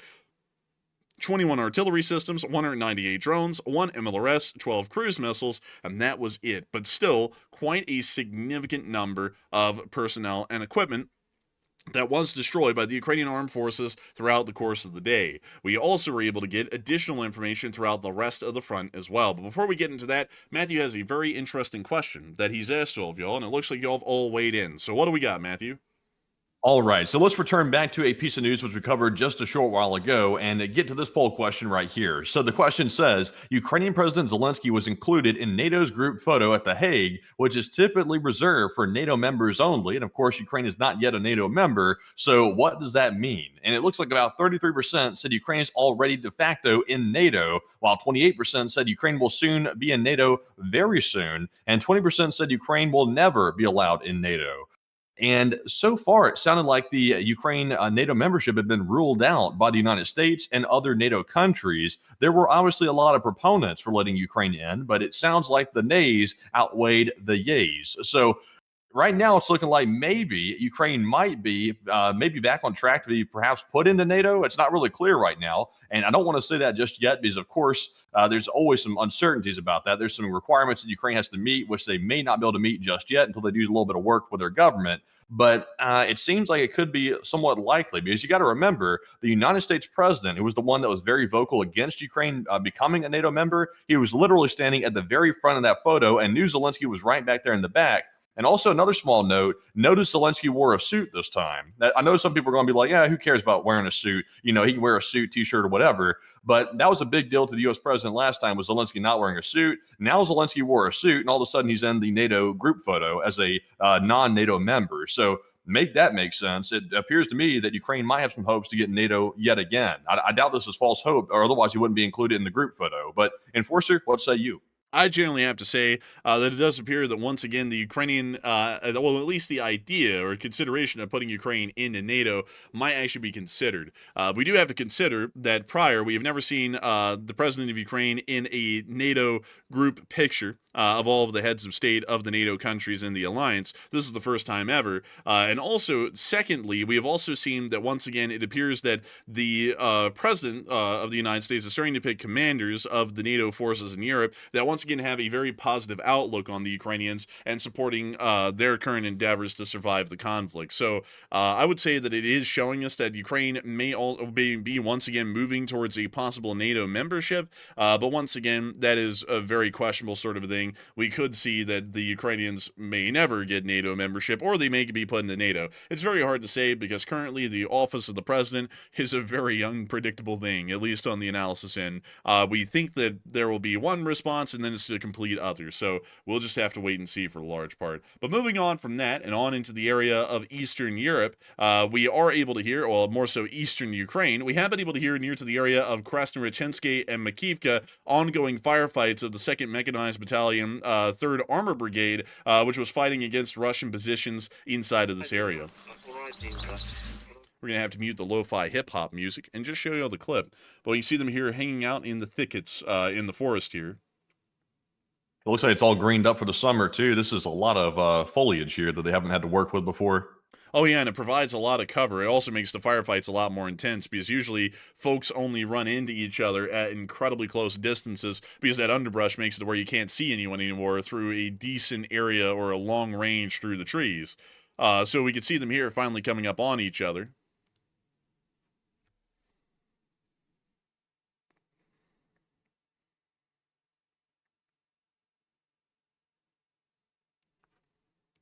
You see them getting ready to engage the Russian positions here in the trees.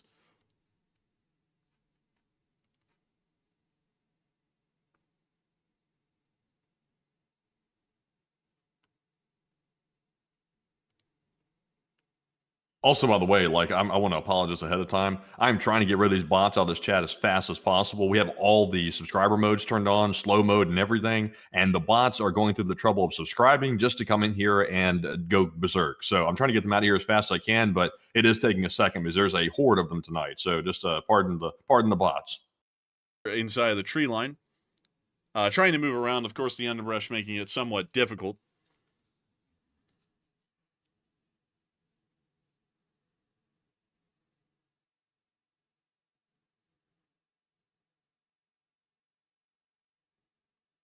We also see them taking a passport here, just, taking a little gander around. We can also see them continuing to survey the equipment and gear that they have at the moment. We can also see them looking down at their machine gun. Unfortunately, I can't tell you what type that is from a top-down view.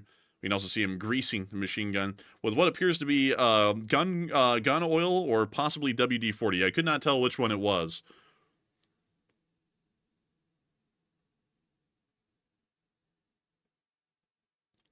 We now see the cameraman possibly pointing out Russian forces in the trees. It doesn't appear that there's any firefight at the moment.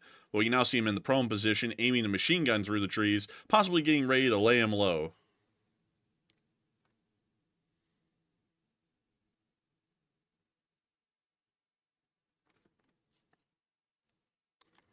And also, I see someone saying, how will you quietly sneak up on someone with all that brush? Well, as long as the other folks are moving and they're making a lot of noise, it's really hard to tell if there is another group of people around. It takes a little bit more of a keen ear to notice that the brush moving is getting closer and it's not really coming from the direction of your guys behind you or in front of you. So it can make that kind of fighting very confusing. If you ever read any excerpts or speak to any veterans of the Vietnam War, fighting in the brush at close range distances was wildly common just for that very reason. Any sort of thick underbrush of any type anywhere makes the firefights that happen within that brush underbrush, very close range, and even crazier so, the thickness of the underbrush can actually make it to where those firefights require a large volume of fire and don't really get ended quickly, because the amount of underbrush itself can actually start to deflect the bullets on slightly different trajectories than normal, and that means that a lot of your rounds may end up completely missing, although the enemy is only about 50 yards or less in front of you. It's a very interesting sort of a thing, those sorts of fights that happen inside of the forest tree lines or thick underbrush like that in combat, at least from what I've read. It is a very interesting thing. I'd highly suggest you all read about the U.S. forces' experiences in Vietnam fighting inside of the jungles and underbrush of southern Vietnam, because usually you would hear absolutely crazy things happen. You could see someone inside of the bushes about 30 yards in front of you pretty much burst 10 rounds straight at them, and all of the limbs, trees, and anything else in the way would actually start to affect the trajectory of the bullets, and so they would end up literally going everywhere but onto the guy. Maybe one round would hit out of those 10, and you could have aimed straight on the guy and pretty much laser beamed him with all 10 rounds. But with that, we are moving on into the Severonsky Forest, and we actually got to see the 63rd Brigade filming the extent of the fiber optic cables over the Severonsky Forest. There is so many of them that they glimmer now in the sun, and it almost looks like the entire forest is covered in a massive cobweb made by some spiders of unbelievably large proportions. But those are all fiber optic cables used by the Russian and Ukrainian drones that have been operating in these woods since the fiber optic drones started to become all the craze, because electronic warfare doesn't really work against them at all. That is insane. Can you imagine the cleanup efforts they're going to go through to get that? Like, not only are they going to demine the whole place, they're also going to have to go and somehow find a way to get all this fiber optic cable off of everything, because that's a hell of a lot of it. If you can see it on camera with how thin those little cables are, that is thousands and thousands of cables all over the place, just millions of yards. It's just absolutely crazy to see. It's really nuts. But moving on from that and further down the line and into the area of Pokrovsk, we also got to see the road of destruction that currently exists near to Seladove. Here's this clip. We're going to be muting that. Apparently, they're playing lo-fi hip-hop beats as they drive through in their Scooby-Doo van, observing the destruction that exists down the whole road.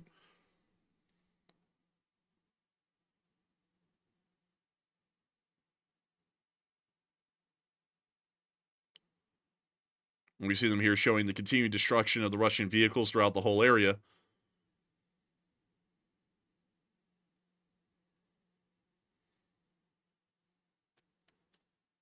Oh, a little loaf bouncing through the puddles there, it looks like. Man, with no suspension, like hardly any suspension, so every single bump is truly felt. They're passing by a destroyed MTLB right there, and a checkpoint, it appeared, that once was used, now destroyed. Well, I know the Ukrainians are probably happy that it's past the winter season at least, because even though it's probably getting a little bit warm at this point, they don't have to deal with all that mud. Oh yeah, I would agree. I think that both sides are actually a lot more mobile at this point. That's why we're seeing frontline shifts in small form at this point, is because the Rasputitsa season earlier in the spring is over now, and the ground is actually dried. Yeah, personally, me, if I was fighting in this war, I personally would rather have the warmer weather, personally, and not have to deal with all that Rasputitsa season. Because even though they're like bogged down, and either side can make really big progress during the Rasputitsa, it's just a nightmare to have to survive it, just to simply get through it. Also, someone asked a famous age-old question. I'll answer it this time because there's a lot of new folks here. You discussed the daily Russian losses. What about Ukraine's losses? There is no verifiable way that we are able to confirm Ukraine's losses at this point. Every single time the U.S. speaks about the number could be higher or lower than the last time they reported it. And whenever it ends up being lower than the last time we reported it, then it throws off the validity of any U.S. casualty reports for Ukrainian armed forces losses. Secondarily, the Ukrainians do not report any of their losses, hardly at all. So we do not have an ongoing number from them to record it. And then on the Russian side, the Russians lie about everything. It's not a bias that we have. We originally actually did report the Russian claims for Ukrainian losses, or attempted to, at the beginning of the war, and it just was abysmal because they would lie about so much. Like, the U.S. would announce, we are sending 30 Abrams. they wouldn't even be there yet, and the Russians already be claiming we destroyed 7 Abrams today, about 3,000 Ukrainian soldiers were killed, we took about 10 different villages, and none of those reports were ever verified, so we do not report on Ukrainian losses, because there is literally no way to get a verifiable, accurate casualty report that even seems reasonable for the Ukrainian armed forces to take as losses. So that's why we do not report their losses. That's also why we don't really show a lot of Russian combat footage as well, because the Kadyrovites at the beginning of the war also set a pretty high precedent that the Russians fabricate most of their combat footage, because they'll literally make mock battles in towns that they've already taken, the Kadyrovites would, and then they would try and pose it as actual frontline footage. And that was just about the beginning of the war, 60 to 70% of all combat footage that the Russians would publish, and so we decided to stop showing Russian combat footage as well, because most of it was completely falsified or fabricated. So there's generally the answer as to why we do not do either one of those things. But with that, we are now moving on down into the Dzhankoy, where we were able to hear that the Dzhankoy air base did come under attack last night from Ukrainian long-range drones.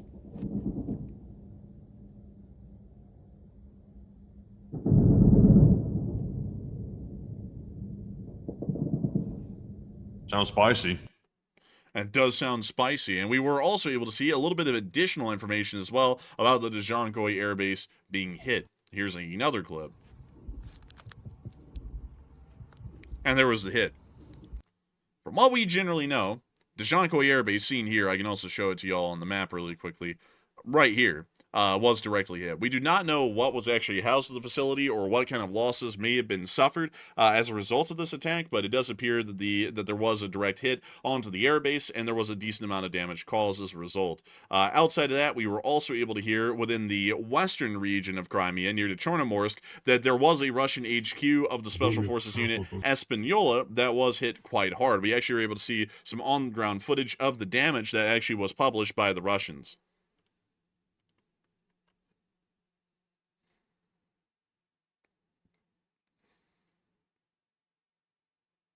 Another burned out loaf. Another burned out loaf. And another burned out HQ. Outside of that, we also were able to see that the Russians are now creating a mass grave within western Crimea, just south of Chornomorsk. We do not know what they're making this for or who these casualties actually are. They could be civilians, they could be military personnel, we do not know. We can confirm that they do have piles of lime stored around the area, and generally the lime is spread over the bodies when they're buried. That's a very common sign to see that there is a mass burial happening, is whenever there's a significant amount of lime.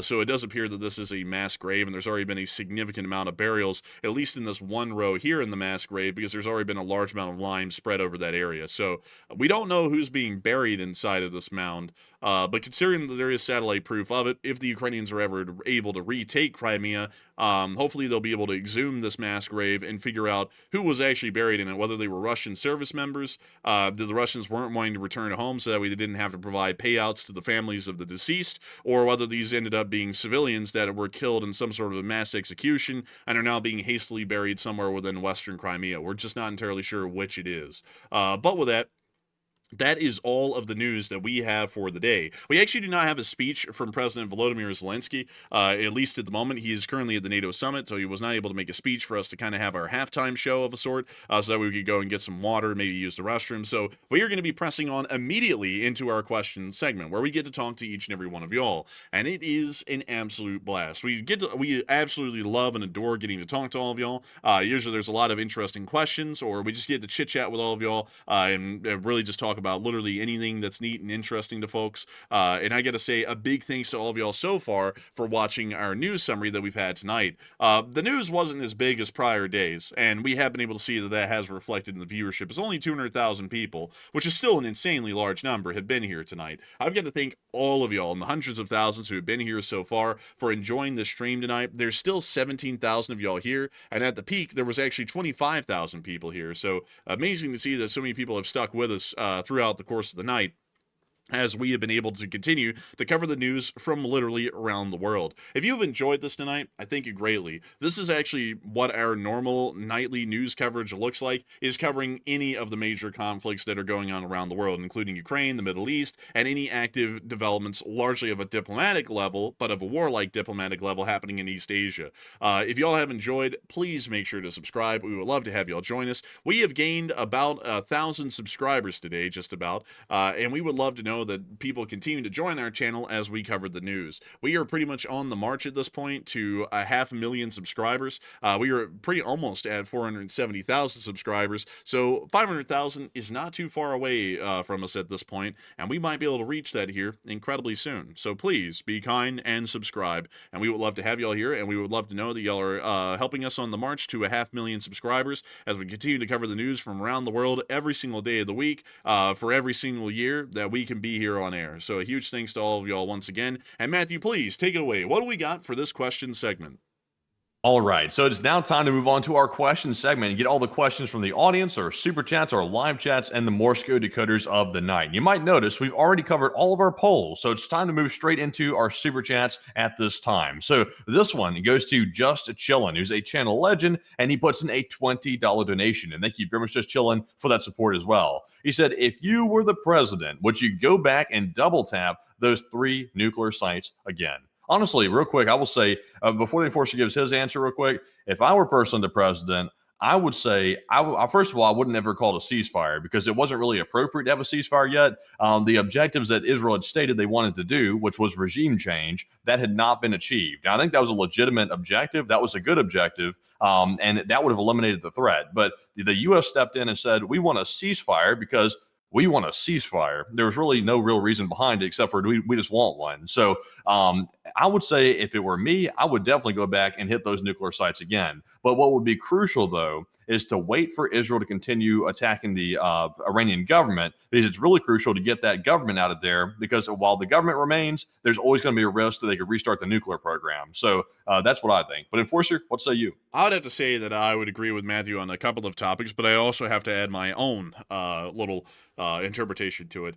We have to play the cards we're dealt at this point, and considering that the ceasefire was made, let's say I became the president today and all of the actions of yesterday were irrevocable, so I'll answer this twice, and then I'll answer it in the fantasy way where we don't play with the cards we're dealt with right now, and we are able to deal our own cards. But right now, with what we're seeing, I would do a second round of strikes. Yes, I would not only hit those 3 facilities, I would also destroy I would order for the destruction of the Iranian Navy at Bandar Abbas. That is a imperative of the United States. We have to make sure that they cannot mine the strait. We will never allow them to do that. So they have to be neutered for the large part of their abilities to be able to do such a thing. So the Navy has to go. Like, we will have to destroy their Navy. As far as hitting the nuclear facilities, I would hit the Isfahan, Natanz, and Fordow facilities a second time. Yes, I would.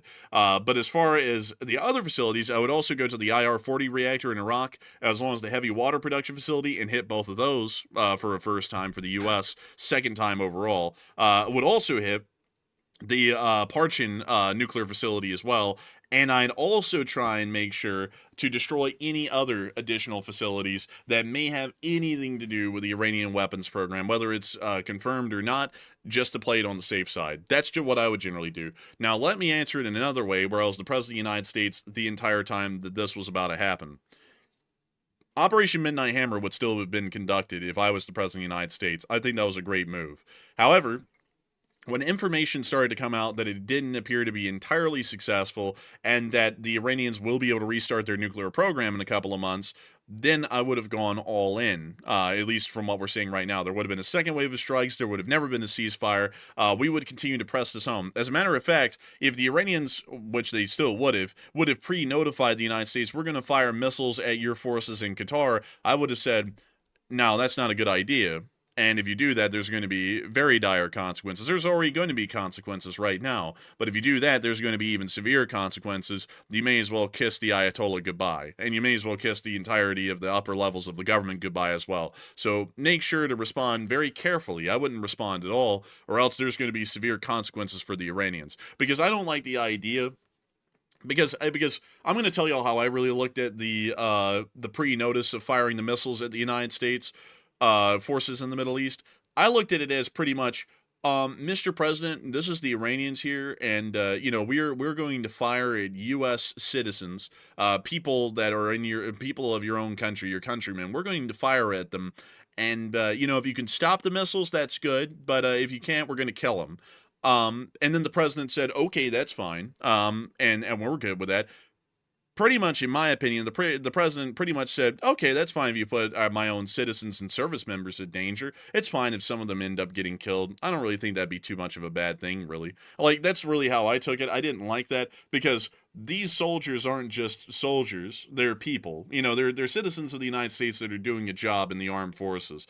It is a job, but at the same time, we're supposed to largely treat it like it's a job, not like they're cannon fodder. And I don't like the idea of U.S. forces being fired at all. So I generally would have told them not to do that. And if they even tried to do that, that's going to be a horrendously bad idea. And we're going to take that as a response to further escalate the situation, not to de-escalate it. That's what I would have said. And so then the Iranians either would have attacked or they wouldn't. We wouldn't be able to know what decision they would have made. But I generally didn't like the idea of acting like an attempted attack on U.S. armed forces that could have resulted in their deaths. It's just a nothing burger. I didn't really like that because it seems to trivialize the lives of all of the service members that were at those air bases in Qatar that came under attack that night at Al Adid, in my opinion.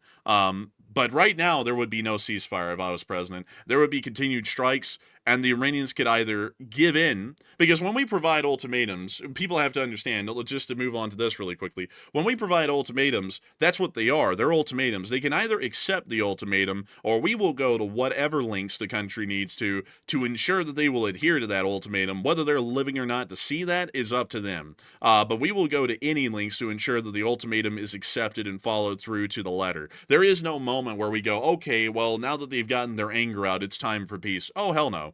There's going to be a time where they come to the United States, groveling at our diplomats at our diplomats' feet in Muscat and Oman, and they are going to beg for the United States to stop striking them, and they will accept our terms happily at that point, or else they will suffer the full weight and might of the U.S. Armed Forces until they eventually relent. That's how I'd view it. It's not up to them whether they want it to end or not. It's up to us whether it's going to end or not. They can either meet our demands, or we'll see that every single one of their top officials in the Iranian government isn't alive to see that day.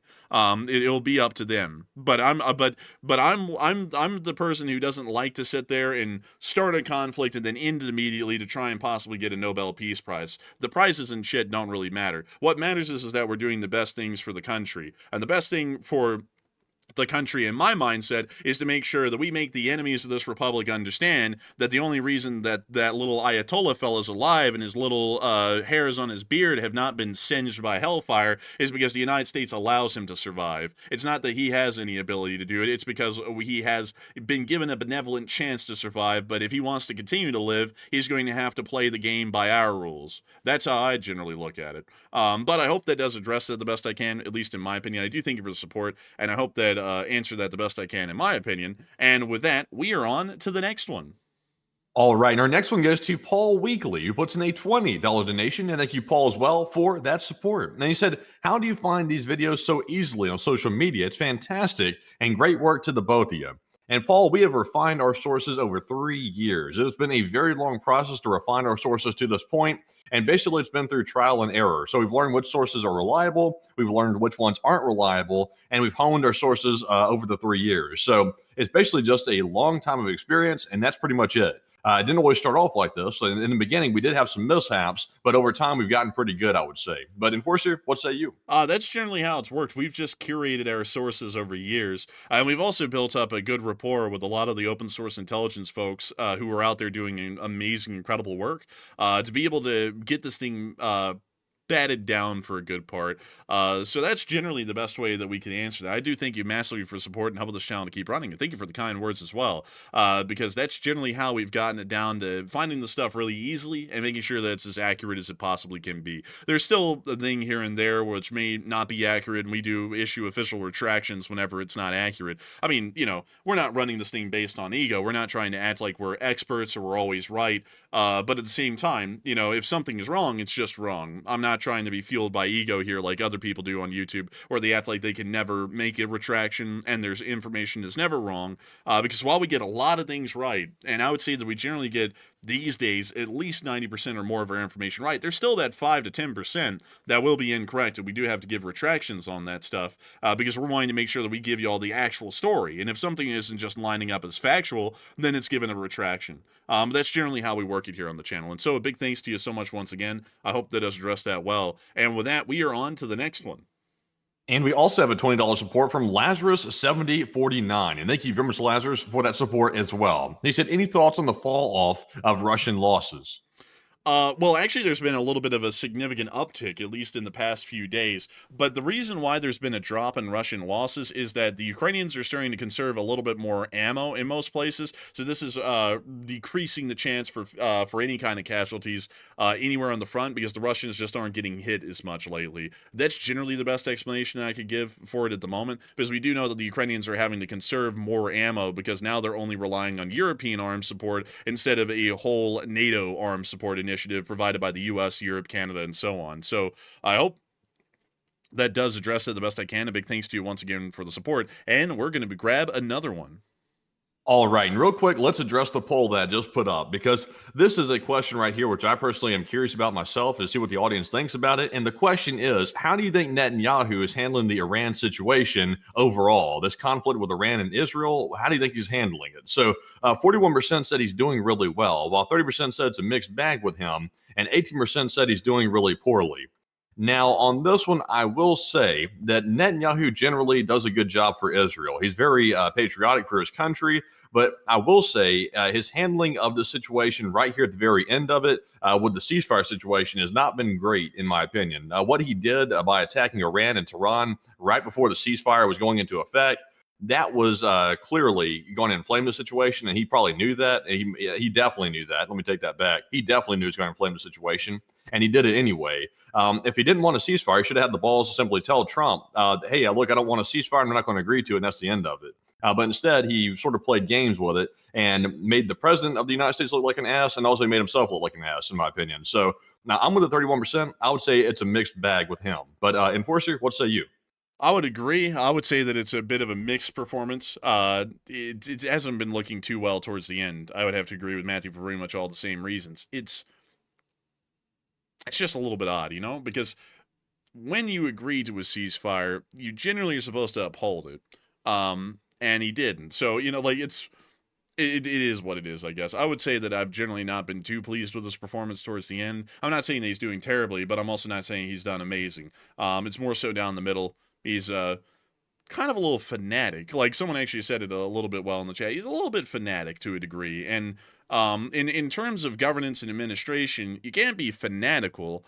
You can be a staunch hardliner, or you know, someone who pushes things to its end, like when the Iranians are an enemy of the United States working towards our destruction and creating a nuclear weapon, then you can be a hardliner. Because if you're in a state of war, you have to be a hardliner. That's just the rules of the game. But you can't be a hardliner when you're going into a ceasefire, because that's generally not the kind of realm where you try and become a hardliner, where you're like, oh, I'm going to press this to keep going now that the Iranians have hit us again, because, you know, screw them. You can't really do that. They hit you again, you go, hey, they violated the ceasefire. You notify the United States, since they're the third party that brokered the ceasefire, and then you figure out with the U.S. what's going to happen as a consequence to Iran since they broke the ceasefire. You don't immediately go back into the offensive. That's being a little bit too gung-ho, in my opinion. But still, I hope that does address that well, at least in my opinion. But it's been a little interesting nonetheless. But I hope that does address that the best we can. And with that, we are on to the next one. All right, so our next one here, moving on from the poll and back into our super chats. This super chat goes to AAJAS, who puts in a $20 donation. And thank you very much, AA, for that support. They said that deleting Bordeaux as a square on the chessboard was a good move, and F that underground layer, and good luck enriching in a warehouse.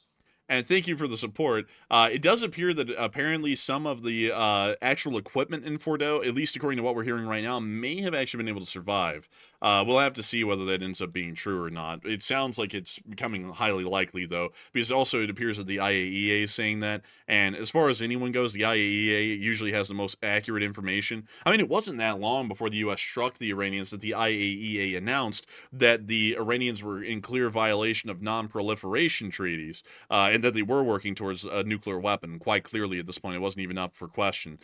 So if they're saying that the uranium is missing and that there are some centrifuges or other sorts of equipment that did survive the Fordo blast, I generally believe them because they actually have been pretty accurate and factual so far on their claims over the past few years. So I thank you for the support. I'd still have to say though, the U.S. airstrikes on Fordo was a grand idea. Whether it succeeded or not, I thought it was a grand idea. But we still have more work to do, and the job isn't done yet. And people have got to look at this the right way, folks, because there's been so many people out there who look at this in such a weird way. Yes, we didn't completely blow away Fordo, but that doesn't mean that the whole thing was a failure, and it doesn't mean that Midnight Hammer was a bad idea. Midnight Hammer was a great idea. Undoubtedly so. It had a great intention behind it. But it didn't achieve what we were exactly looking for, which is also the truth as well. Does not mean that it's a failure, and it doesn't mean that the president is an idiot or that he's a genius. It just means that we generally started off on the right path. We've started the building blocks to get to where we want to, but we don't have all the building blocks there yet, and we got to go a little bit further. That's all it means. It's not an end-of-the-world scenario. Doesn't mean that the president's a fool or a genius. It just means that we still have a little bit of work to go, and it is what it is. That's generally how I look at it. And so with that, I hope that does address that the best I can, at least in my opinion. And a big thanks to you once again for the support and helping this channel to keep running. But I generally agree that that wicked little lair at Fordo, hopefully it has mostly been ripped to shreds, at least in my opinion. And so a huge thanks to you so much once again. And we are on to the next one. And this one goes to Hayden Battle Leak, who puts in a $15 donation. And thank you very much, Hayden, for that support. He said, do you believe the U.S. should have invoked Article 5 and used NATO to curb stomp Iran to send both Russia and China a message? And also, side note, I drive road trains here in Australia. Hey, that's really cool that you drive road trains in Australia. Really neat. By the way, folks, those are the 18-wheelers. Let me go pull up an Australian road train. Australian road train. These are actually really unique images. Let's see. I don't want the AI one. I want a real one. They're these. So it's one 18-wheeler that carries multiple trailers. Oh. Are you talking about an 18-wheeler? I thought you meant like a real train for a second. I was like, a road train. I was like, I've never heard of that. Yeah, these are technically road trains. I think they're special to Australia. I think they're really the only country that emphasizes the use of these because of the long-distance sorts of trips that have to be made through the great expanse of nothingness that is the Australian outback. They use these a great deal. It's really sort of an interesting thing. I really need to know that you're a road train driver. That's incredibly cool, actually. But beyond that, from what I generally say, I don't think that NATO should have been invoked in Article 5 because technically what the U.S. did was an offensive action against Iran. It was an unsolicited attack, at least on our end. And that doesn't mean that it was wrong. I think it was well justified. We had a great casus belli, which is denuclearization. But at the same time, we can't invoke Article 5 for that reason, because Article 5 can only be invoked for defensive measures if the alliance is attacked. And at least at that point, the U.S. had not been attacked in any way or capacity, and also there's geographical limitations to where these countries can be attacked. And generally, this region of the Middle East pretty much entirely falls out of the geographical parameters that allow for the U.S. to try and invoke Article 5. So for most instances, it would have been impossible for us to use NATO at all. And I think it would send a much greater message if the U.S. handled the situation alone without NATO, because it shows, look at us, just as the United States, we make up half the firepower and half the funding of the NATO alliance. And we wiped out the Iranians like, we pretty much cleaned out the Iranians like it was a shit stain on a mattress. And we could do that to anyone. And that's really the message that it's in, because it's like, if America can do that on their own, what the hell could all of NATO do, considering that the other half of NATO, in practice, is as powerful as the United States is? Because then it makes it seem, well, if the U.S. alone could do this, imagine the whole of NATO, which is equivalent to 2 U.S.'s in terms of manpower and equipment. What the hell could they do against someone? Then that leaves it up to question. It's kind of like, the horror movies where there's a monster, but you never see the monster. It's kind of like that, because it allows for your imagination, and allows for the imagination of diplomats, analysts in these countries, and so on, to come up with the worst boogeyman imaginable, because they never actually see what the whole alliance is truly capable of. They just see what a part of it's capable of, and that's scary enough in its own right to terrify them about what the grander consequence of messing around with the West could be. So I think that would be probably the best thing in my opinion, but still, it's not a bad idea. And also, once again, thank you for being a road train driver in Australia watching this channel. Really cool to know the kinds of things folks do as their jobs who watch this channel, because we have all kinds of people. That's actually the first person I've heard of who is a road train driver in Australia, Hayden Battle League. So a big thanks to you once again. Hope that does address that well. And with that, we are on to the next one. All right, so moving on to our next one here. This one goes to Riding with Jay, and he puts in a 10. He said, God bless the US of A and all you fine people here in the chat. And a big thanks to you for the support. And of course, long live the Republic and all of the fine people here in the chat, whether they're Americans or not, because we were happy to know that there's a massive alliance here in the Western world that continues to protect ourselves from the evils of the greater world, like the Russians and the Chinese and the Iranians. And so a huge thanks to you so much once again, and a huge thanks for the support and helping this channel to keep rolling. And with that, we are on to the next one. And we have a 10 from Trezzy, and he said, a bit off topic, but do you guys think the U.S. could leave NATO, and if so, why?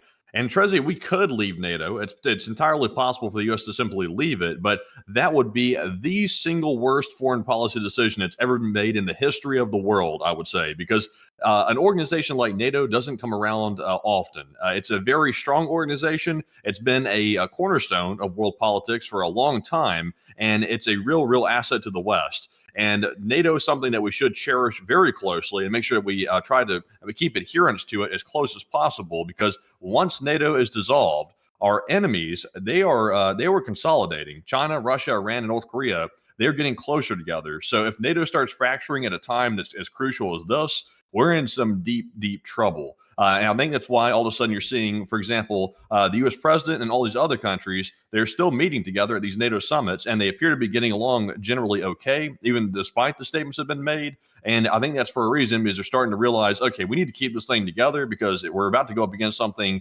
very large here in the next 10 years or less. But Enforcer, what say you? I generally have to say that, in my opinion, I would also say that it would be the worst foreign policy decision to ever be made. We could leave NATO at any time that we want. All we have to do is give a letter that says that we're leaving to whoever's going to be the leader of NATO, which would most likely be the UK at that point, and then just leave. It's a terrible idea, though, because what benefits do we gain from leaving? We get none at all. Like, we don't get any. Because think about it. Who in the world is the only country that's ever invoked Article 5 of the NATO Charter from being attacked? It was us, after 9/11. 9/11 was the only time in history that the NATO Article 5 Charter has been invoked. So if anyone's ever gotten their money's worth out of NATO, it's been us. We literally dragged the whole NATO alliance with us into Afghanistan when we got attacked in 2001. So it is quite clear to me that it poses a great deal of value. We've been the only people to cash in on the NATO Charter ever in history. And everyone came to our aid immediately. It was unanimously ratified, that Article 5 invocation, by every member state in NATO at the time. And there was some international contingencies, especially major British one, that helped us out in Afghanistan. So I would say that was great value for the buck. On top of that, it also makes us more scary. Like, sure, we put in a couple of $1 billion. That's really, that's pennies on the dollar, really, compared to what we spend here in the U.S. as far as our national budget. We spend about $6 trillion, the federal government does, every year in America, and only about, I think, 20 billion goes to NATO every year. I mean, it's incredibly cheap. We put less into NATO than we put into the Israeli military, because we put about 25 billion towards the Israelis every year to prop up their military budget. So NATO costs us less than Israel does in the long run. And we also get the entirety of Europe and Canada in a military alliance with us defensively. So that means, like, looking at it this way, we get 2 other nuclear powers in a defensive alliance with us. So we get about 800 additional nuclear weapons along with ours, which is also about 6,000 at this point. So that's quite a large amount. And then we also get about 1.5 million more active duty soldiers in Europe that are a part of our alliance, on top of our about 1.2 million. And then we also get a load of additional equipment as well, and aircraft carriers, because the French have 1, the British have 2, so that's an additional 3 aircraft carriers that we also wouldn't have access to in a defensive war if we weren't a part of NATO. So there's actually a great deal of potential and value that exists in the NATO alliance. And that's why I generally consider it to be an absolutely terrible idea to leave it, because it doesn't benefit either the Europeans or us to leave. It only benefits our enemies, the Russians and the Chinese, because now they can deal with Europe as its own entity, and then they can deal with the United States as its own separate thing, instead of dealing with them defensively as one large, giant military alliance. And so with that, I hope that does address that the best I can, at least in my opinion. And a huge thanks to you once again for support and helping this channel to keep on rolling. And with that, we are on to the next one. Also, you know, something funny, since you mentioned the Israeli, the budget that we spend on Israel every single year. And what's wild is this, just to put it in perspective. Holy smokes. Also, a huge shout out to Walter Illicotta. Good Lord, he just put in a $500 donation. Thank you, Walter. We're going to get to that in just a second. That is huge right there. We do appreciate that. That caught me off guard. Threw my whole thought off kilter right there. But what I was going to say was this. Israel, they get a huge amount of money from the United States every single year. But to put it in perspective, they were spending roughly about $500 million per day defending their skies against the Iranian ballistic missiles. So over the course of 2 days, they were spending roughly $1 billion every 2 days during this 12-day conflict just to run the air defense systems every single day, which is how expensive those systems are, which is insane to think about. So over the course of 12 days, you have about roughly $6 billion or more that was spent by Israel just to keep their skies clear and safe. So you know how much money we spend on Ukraine, and how much money we spent over the course of multiple years. Israel would wipe that out so much faster than Ukraine ever would, just based on how expensive their defense systems are, just to simply maintain on a daily basis. It's really crazy. Yeah, it really is. I also see some people, I gotta say, I don't mean this rudely, but we of course have experts coming in telling me that my figure on NATO is wrong. Someone actually insisted that the U.S. spends $860 billion on NATO, LOL, which of course makes it a professional comment at that point, or an expert comment on that point on how much we spend. I think you're mistaking the annual defense spending for the United States of America as how much we spend on NATO. That's literally the figure, I think, from 2023 that we spend on national defense. There's nothing in the U.S. discretionary spending budget that says NATO on it and says $860 billion. If you don't believe me, let me go pull up the federal discretionary spending budget. Let's see, federal, because that would definitely be federal discretionary spending, not non-discretionary. Non-discretionary is like Social Security, healthcare, all that sort of stuff. So, discretionary spending budget, pie chart. Okay, so let's take a look at it. This is the so this is discretionary and mandatory. Let's see if we can just get the discretionary spending. Here we are. This is a pie graph for 2024. This is defense spending. That makes up about $1 trillion this year. I don't see anything that's labeled as NATO. And also, the other thing is that we were spending $860 billion on NATO. The issue with that would be is that there would only be about $70 billion left for the U.S. military. So that would generally be inaccurate, because I can tell It's you international assistance, 3%. Yeah, there you go. It's right there. And that's nothing, actually, because we spend, I think, like $60 billion on transportation this year, which is nothing. And then we spend, I think, let's see, about $50 billion or so on international assistance. And that pretty much, when you divvy that down, Matthew, that's literally just the money we sent to NATO and Israel, and that's it. That's all of our international assistance. Just about. Yeah, and we've also reeled back all the USAID programs this year. So, this is also, it says estimated for 2024. So this was for last year. This is not for 2025. No, I don't think anyone's really made a pie chart for 2025 yet. Okay, well then in that case, this was with the USAID program still running. So 3% international assistance was with the USAID programs running that have just been cut in 2025. So yeah, that's 3% is hardly anything. Like, the United States spends honestly a sickening amount of money on the military. But when we come around to times like this, when Russia's aggressing on Ukraine, Iran's aggressing on Israel, we have China threatening Taiwan, we have North Korea threatening South Korea, that defense budget starts looking very reasonable in times like this. And typically during peacetime, people are like, oh, we need to decrease defense spending because it's wasteful, we don't need it, blah, blah, blah, blah, blah. But when times like this come around, all of a sudden people are like, actually, that's actually pretty good. We've kept it at that rate because now we're prepared. We don't have to start catching up, and we have everything we need to fight, which is, obviously a good thing of having a massive defense budget. Now, of course, it does draw away from social services a bit, which is causing some problems as well. But At the same time, it's a bit of a guns and butter problem, as they always say in history books. And at this point, we need guns, not the butter so much. We need some more guns. And really quickly, I want to find this. Oh, let's see here.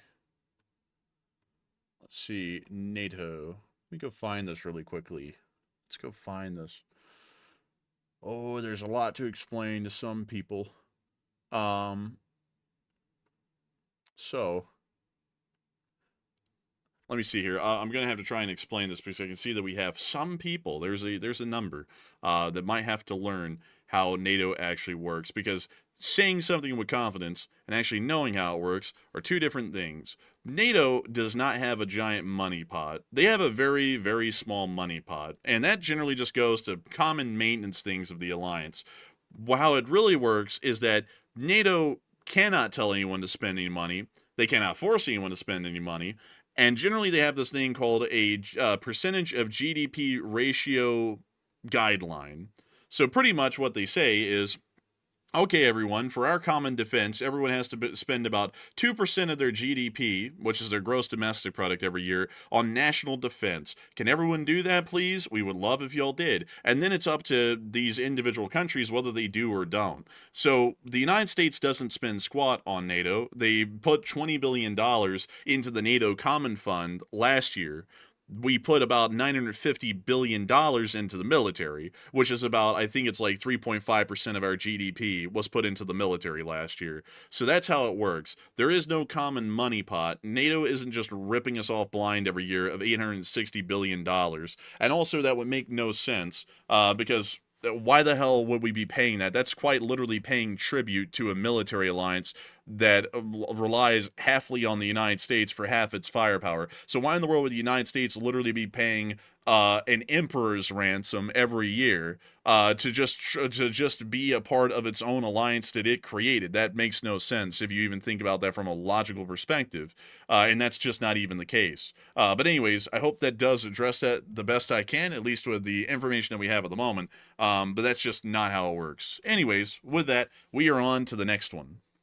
And our next super chat was that absolutely massive $500 donation, the Holy maximum super chat moly. amount that can be put in on the channel, that goes to Walter A. Lakota Jr. And thank you very much, Walter, for that massive support and being a longtime channel legend and also supporting the channel in the biggest way possible on a single night. And we do appreciate that. And Walter said, aloha, the Enforcer, Enforcer Matt, and LSA from OG Ellison Bosun. And it seems like a lot of conflicts are popping up now, and a change is coming in some countries as past disputes are coming to an end. And also, maritime fact, yard arm is at the end of a yard on old sailing ships. And second fact, surge the line means to slack down a line under tension. And question from the chat.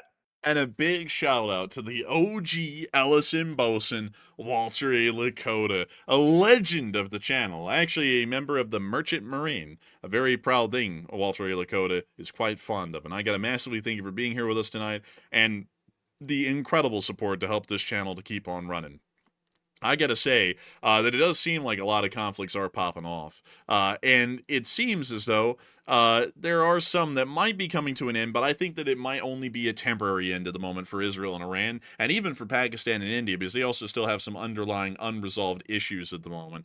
So it does appear that those two groups are also going to be going at it, probably again soon as well. But still, it's a really crazy time, Walter A. Lakota. And I also got to say, I've been seeing your information that you've been putting into the chat about, I believe it was a U.S. vessel that's going to be in Charleston, and it's going to be bringing weapons and arms to the Israelis here in the future. Very interesting stuff, and I got to thank you for the support and helping this channel to keep running, because if it wasn't for folks like you, we would have never been able to make this thing possible, and we wouldn't be able to make this thing a reality. And also, I got to thank you for sharing the maritime facts, because y'all don't know here in the channel, since there's about 14,000 of y'all here, Walter A. Lakota is also our maritime expert for the large part. If he is on air and we have any maritime or naval questions, we can generally ask Walter A. Lakota, and he has an answer for just about everything as far as the open sea goes, or ferrying on the open seas goes. He's got the answers pretty much to everything.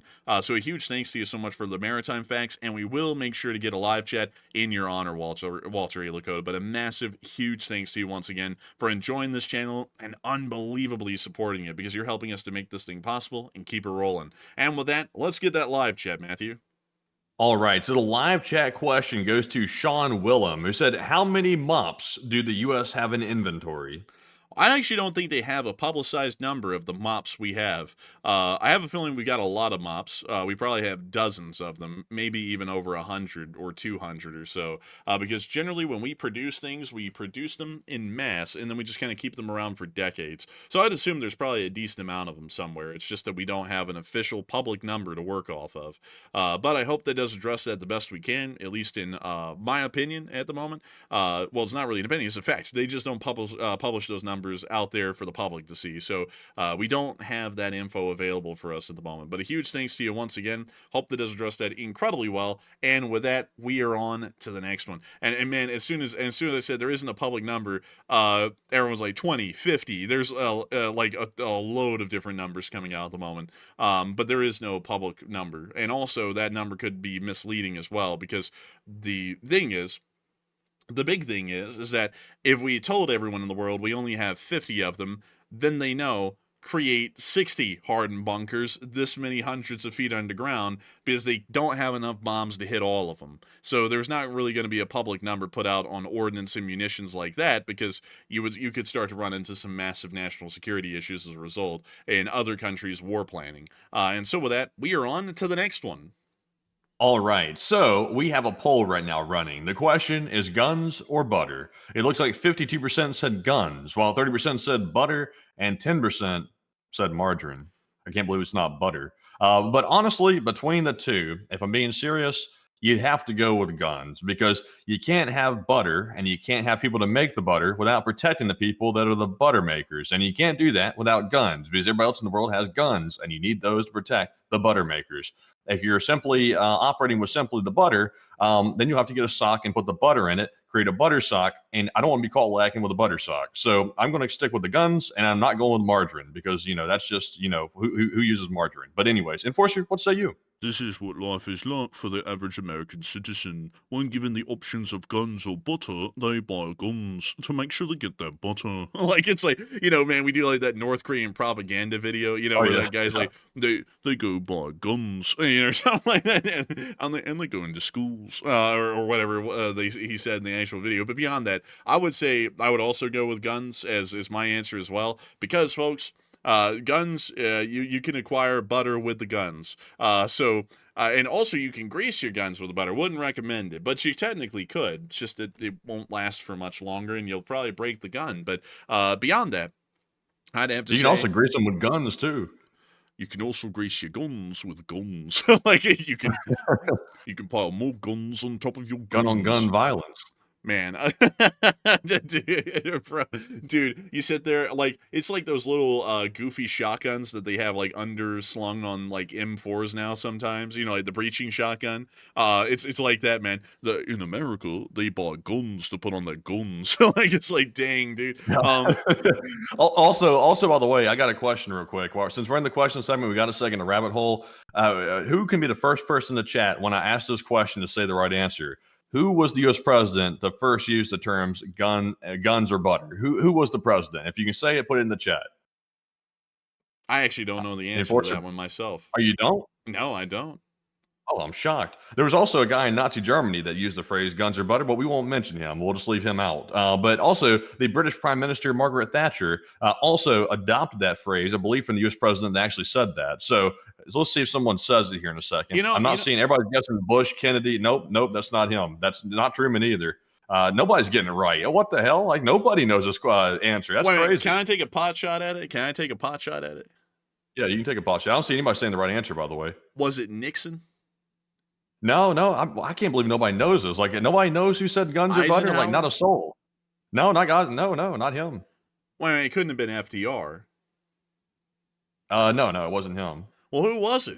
Somebody got it. So let's see. Gulf of Matt LSA, you were the one who got it right. You were literally a sea of thousands of people getting it wrong. Actually, Run and Gunny got it right too. So Gulf of Matt LSA and Run and Gunny, they both got it. It was Lyndon B. Johnson. He was the first one to use the guns or butter dilemma to describe the funding issues in the Vietnam War, and also social programs like the Great Society. That was the butter, and the Vietnam War was the guns. So it was Lyndon B. Johnson. That's the answer. Why, that's the guy who did like the whole jumbo thing too, wasn't he? He was like Yep. down there in the Yeah, bathroom totally. of the White House going, "Look at it, look at it!" Like, it's big. You Yeah, know? guns So and butter and a jumbo. he said, Lyndon B. Johnson was out there. He was going, you gotta make my pants wider down there. It cuts me down there. It cuts me. It's like, dude, you know what's crazy, man? He actually did that. Like he did that phone call, man, where he was like talking about like, the pants are cutting him down there on his nuts, like, or whatever. He did that phone call, like leading up to the funeral of a pretty significant, I think it was actually JFK's funeral, I believe, if I'm correct. Like he made that phone call then. Yeah, I think I do recall that. Wait, no. It was the funeral, I think, of J. Edgar Hoover, actually, that he did that leading up to. It was one of those funerals. He did that. Yeah, there was a lot of funerals during the 60s. There's still a lot of them now, believe it or not. People are still dying today. It's a damn shame. Maybe we ought to stop that sometime. But anyways, with that, I hope that answers that well. Interesting answer, Matthew. I actually personally didn't know that myself. But it is time for us to move on into the next one. All right, so our next one here goes to Captain Chris, who puts in a 10. And Captain Chris said, "Old Guard representing, and I've been silently tuning in for a long time now, and I just want to say thank you. You've done an excellent job with the recent coverage, and don't keep up the good work." Hey, and thank you for the support, Captain Chris, and thank you for being one of our old guards reporting. And I got to thank you massively for tuning in all the time and enjoying this channel and supporting it, because if it wasn't for folks like you, we wouldn't be able to make this channel possible, and we wouldn't be able to keep it running. So a massive thanks to you so much once again. I hope that does address that incredibly well, because if it wasn't for folks like you, we wouldn't be able to make this thing possible, and we wouldn't be able to keep it running. So a massive thanks to you so much once again. And with that, it is time for us to move on to the next one. Also, I see a lot of folks talking about some of the different presidents. The presidents were always interesting. Like a lot of people think that, I'll be honest with you, although recent presidents, that have been in our recent times here, are probably some of the most eccentric characters that have ever been president, in my opinion. There have been some people who have taken the cake in the past, though, but that was kind of taking the cake for their time, and I really think that none of them even get close to really either of the last two presidents. They're on a league of their own. But there's always been some interesting sort of quirks about all of the presidents. Like for example, let's see, what's an interesting one to bring up? Oh yeah, Warren G. Harding just let all of his friends go run the Teapot Dome fuel reserves for dry to go sell it for money. He literally let his friends rob the government blind while he was president. No one even talks That's about happened that throughout guy. history. Say what? He's the one that got caught. But a lot of them have done that though. But he's the one that got caught. Oh, but dude, that guy was the biggest crook. Warren G. Harding, that guy was a crook. Like there's like people think today the crookery might be bad or is bad. Warren G. Harding made modern day crookery look like a joke. Like he was caught for that. He was actually never prosecuted, Matthew. Did you know that? He was never prosecuted for the Teapot Dome scandal. I didn't recall if he was prosecuted or not. I just know he got exposed for it, but he must have had some good friends that protected him.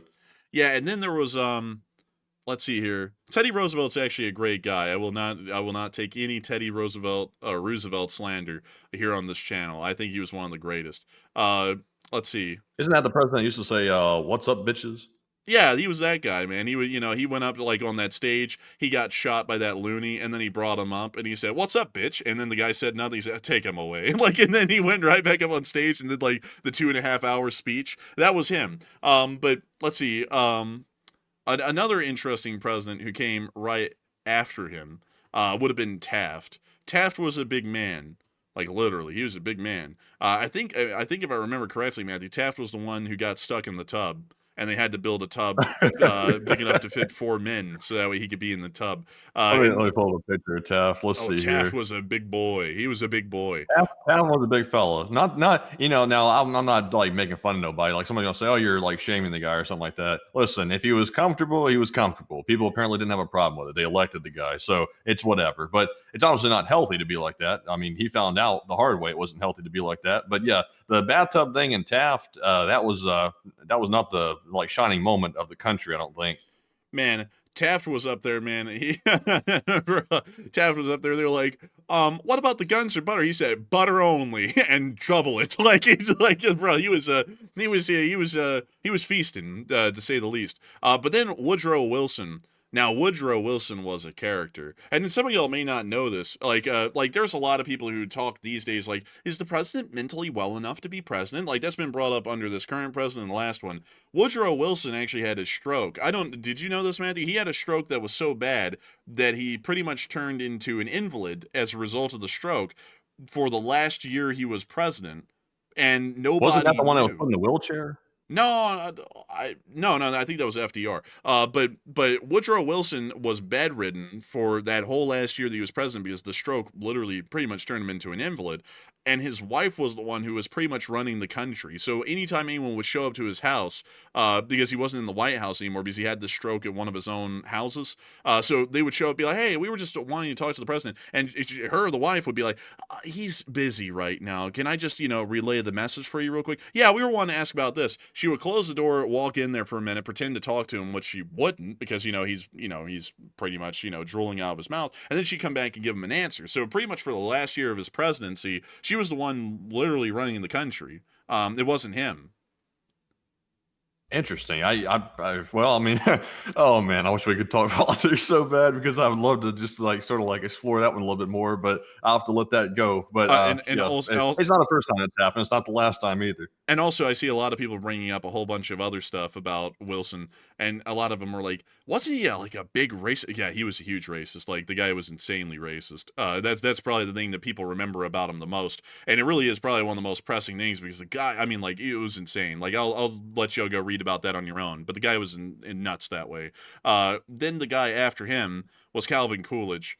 I think, if I remember correctly, and Calvin Coolidge was considered just to be a great guy. Literally did nothing as president. He was just a seat filler for that moment in time, and he did nothing. And people loved him because he practically did nothing. So there was nothing to like him for or hate him for. He was just there. So a lot of people just ended up defaulting to liking him. But then here's one I don't think you've heard of before. In fact, I don't think a lot of the audience has probably heard of this, but we'll find out though.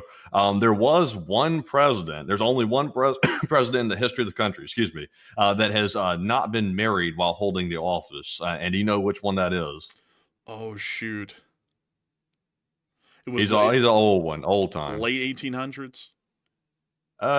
Somewhat, yeah. Huh. Early days of the country. We're talking about like in the top 20. Rutherford B. Hayes? No. This individual right here, he's not the most well known of the presidents. There's a lot of them that people don't know. Actually, I'm straining to think of the guy. I'm just going to say it because I think we'll be here all night. Oh wait a minute, let's see. Frank said it right. It is James Buchanan. He was the only president. He was the only president that was never married in the White House. There was no first lady when James Buchanan was the president. His niece actually performed the role of White House hostess because there has to be a female hostess, or it has to be a first lady or something of that nature to be able to fill that role, because there is a certain role that has to be filled there. So his niece ended up performing that role while he was in the office. So she set up all the White House events. She hosted them just like the first ladies of married presidents do, and it was the niece. So yeah, James Buchanan was the only one. Interesting. I actually didn't know that. Did you know that Chester Arthur actually had a giant tumor on one of the side of his face that was surgically removed? And that's why every single one of the pictures that you'll ever see of him, it was taken of the other side of his face that didn't have the tumor scars. Did you know that? I didn't know that. Yeah, because notice this. Watch this. Here's a picture of him. Notice that it's of the left side of his face. Look at this one. Also the left side of his face. This... Interesting enough, that's actually showing the right side of his face. But this guy had a freaking massive tumor. This guy had a absolutely massive tumor on the side of his face at some point. It was surgically removed, successfully, actually. But it ended up leaving a terrible scar. So they only ended up taking pictures of the right side of his face, I think, for the rest of his life, if I remember the story correctly. But a very interesting sort of a thing. Actually, you could get away with a lot as president back then. You didn't have to really be conventionally attractive in any way, or even look fine. You could have some serious disfigurements, like having like massive tumor scars on your face, and that wouldn't at all hurt your reelectability. You could be reelected again because most people in the country never actually saw you; they just heard about you, and then they voted on that. So a little bit interesting with that. Now, here's one last fact. I'm going to hit y'all with one last fact before we move on from our little fact segment here. There was a time in America, believe it or not, where you could actually call up the White House on the phone line, literally straight to the White House, and it would literally ring the president's desk. And there was one president that actually personally answered the White House phone when you would call the White House. Which president was it? Oh, damn it. Had to have been an early one because I bet you that phone line got flooded quick. Let's see It here. had to be a time when most people didn't have phones readily available. Let me go pull up a list of presidents because I had a list of presidents. Okay, let's go looking. Wouldn't it be great if you could just call the president up and get a straight line to him? That would be wild. It's Me- impossible today. You're looking straight at him, by the way. Like you're looking straight at him right now. Was it McKinley? No, it's not him. Hold up. Which one was it? You went past him. You go to the right. He's on this page right here. Grover Cleveland. It had to have been him. Yes. Okay, It yeah, was because Grover Cleveland. yeah, yes. because that was the exact time that Alexander Graham Bell perfected the telephone to where it actually was usable. So that would And make it's probably sense. why he answered the telephone, because at the time it was novel and he wanted to be like one of the first people to answer the phone. And also nobody had them. So it's not like he was getting flooded with calls. There's only like a few people that had the phone. So he was only personally answering like maybe a handful of calls or something. There was never really like truly a time where you could just like pick up the hotline and call the president all day long, like from the whole country. But in theory, though, he did answer the phone like personally at the White House when people called. But only elite people had the phone. So he was already probably talking to those people anyway. So not just your average Joe was calling up Grover Cleveland, but technically you could if you had a phone. Dude, look at this, man. You had Chester Arthur, and then you had Grover Cleveland, and then he was dethroned by Benjamin Harrison, and then lo and behold, the return of the Grover in 1893. He came back with a vengeance. And then he left, and then it was McKinley. And then his ass got shot. He got shot and killed. And then Teddy Roosevelt, his vice president, became the president. And then he was really popular, so they reelected him. And then he dropped out. This is actually interesting, folks. A little bit of interesting election history at that time. He dropped out of the party after his first full term of being elected and said, you know what? I think the party's in good hands, because he was a member of the Republican Party at the time. He said, I think the party's in good hands. I'll step aside and let Taft, who was my vice president, be the president. So he pretty much said, Taft is my successor. Everyone voted him in. And then he actually hated how Taft ran the country. So then Teddy Roosevelt said, I'm coming back. And then the Republican Party said, no, you can't come back now. We've already picked Taft as our guy for the next election. So he said, well, screw you people. I'm going to make my own party. So he created the Bull Moose Party, and he split the Republican ticket to where Woodrow Wilson, who was a Democrat, got elected at the time. If it wasn't for that, and Teddy Roosevelt hadn't created the Bull Moose Party, William Howard Taft would have actually been the president from 1914 to 1918 instead of Woodrow Wilson. But it was because of Teddy Roosevelt splitting the ticket that Woodrow Wilson ended up becoming the president instead, and ended up being the president that guided us through World War I and the conclusion of it. Yeah, that's interesting. I didn't know those details quite like that. So yeah, it's quite interesting. Yeah, so it's pretty interesting. Also, another thing, speaking of that telephone stuff, there was actually a time that common people could speak to the president, because I remember reading that Ulysses S. Grant actually would have audiences. I can't speak for every president, but I do know that he did this. He would have times of audience. It was like 6 hours a day, and anyone who wanted to could come in and have an audience with the president for a short moment. Maybe I think it was like 10 or 15 minutes apiece or so, something like that. But you could speak to the president, anyone could, about their grievances and whether he could do anything about it or try and do anything about it. And a lot of presidents actually had that tradition, I believe, up until quite recently, and then they stopped that. I think it was for security reasons or something like that. I don't know when it stopped, actually, but I do know that Ulysses S. Grant did that, because when the Japanese envoy came over to the United States, which was entirely unplanned, they said that it was wildly interesting, this Japanese expedition, pretty much, that came to America during the time he was president. They were just blown away, because they said they didn't receive us immediately. We had to wait in line behind common people who also were speaking to the president about their own redresses and grievances. And the president would actually take the time to speak to these lower common people of this country and listen to their concerns and speak to them about them and what he might be able to do, or if he could do anything at all, before he even spoke to us. So we were just treated like anyone else. And I was like, damn, that was a crazy time in this country, because it really was anyone could talk to the president. No one is greater than the other, and you have to just wait your turn to get Yeah. to talk to the president. I was like, that is just a wild thing to think about, that it was actually like that at a time. Well, I think it was shortly after that president you're talking about that did that. They instituted a new rule where you couldn't come to the White House and have the audience of the president unless you owned a successful pillow company. Oh man. I think that was instituted shortly afterward. I think that stayed in effect until the modern day. Yeah, I mean it was a really interesting time in the country's history. Moving past that joke, I mean, that was actually a pretty good one. But it's still pretty interesting about how you could actually just have an audience with the president as a random Joe Blow. As long as you were able to make it to the White House and stand in front of the guy, you could talk to him. So a pretty interesting thing about that. But anyways, with that, it is time for us to stop rabbit holing and keep getting on to some more questions. So what else do we have, Matthew?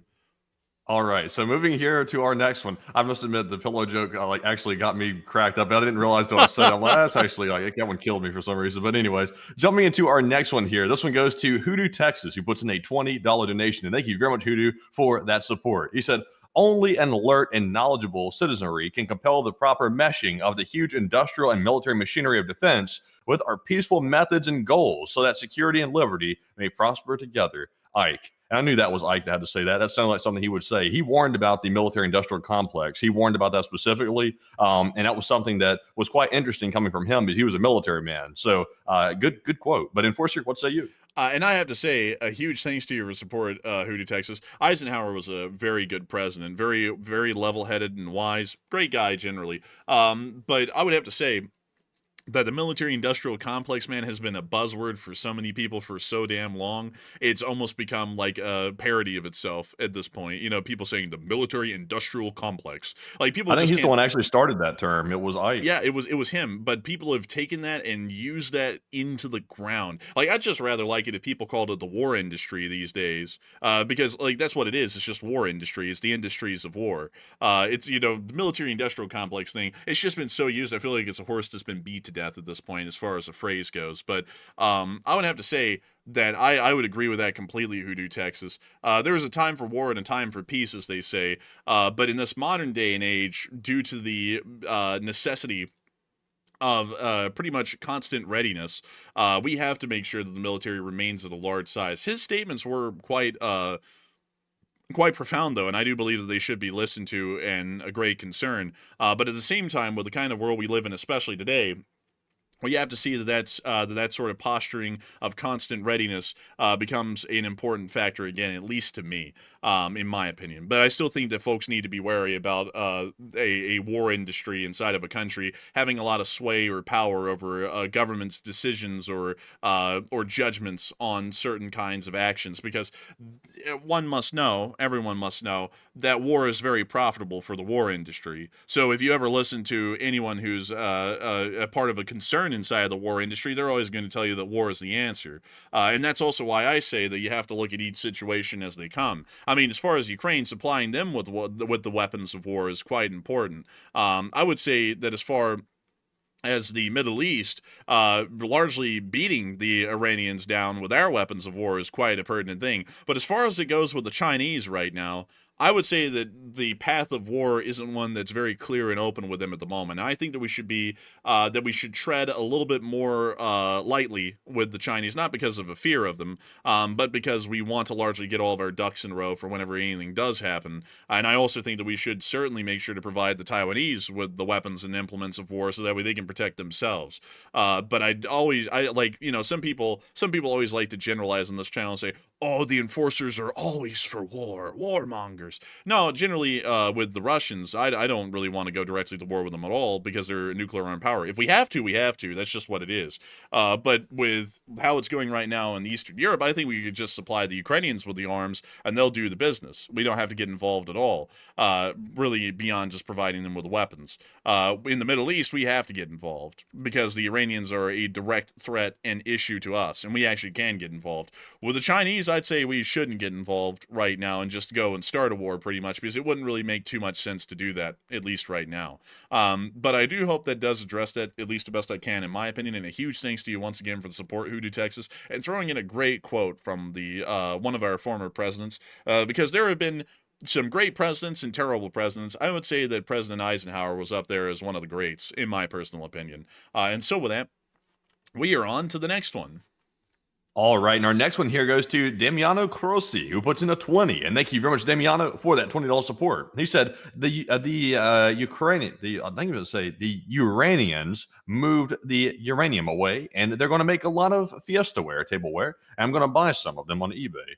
Oh, don't do that. Ugh. Please don't do that. Honestly, and also, if y'all know what he's talking about, Fiesta ware, I believe that might have been the name of some old porcelain or some old cutlery, silverware, stuff like that. That had uranium in it or some type of radioactive material in it, and they later discovered it, and then they had to get it out of people's houses because it was actually deadly to people and toxic. If I do recall it correctly. Let me pull that up though to make sure real quick. Let's see, Fiesta ware. Let's see here. Fiesta ware radiation.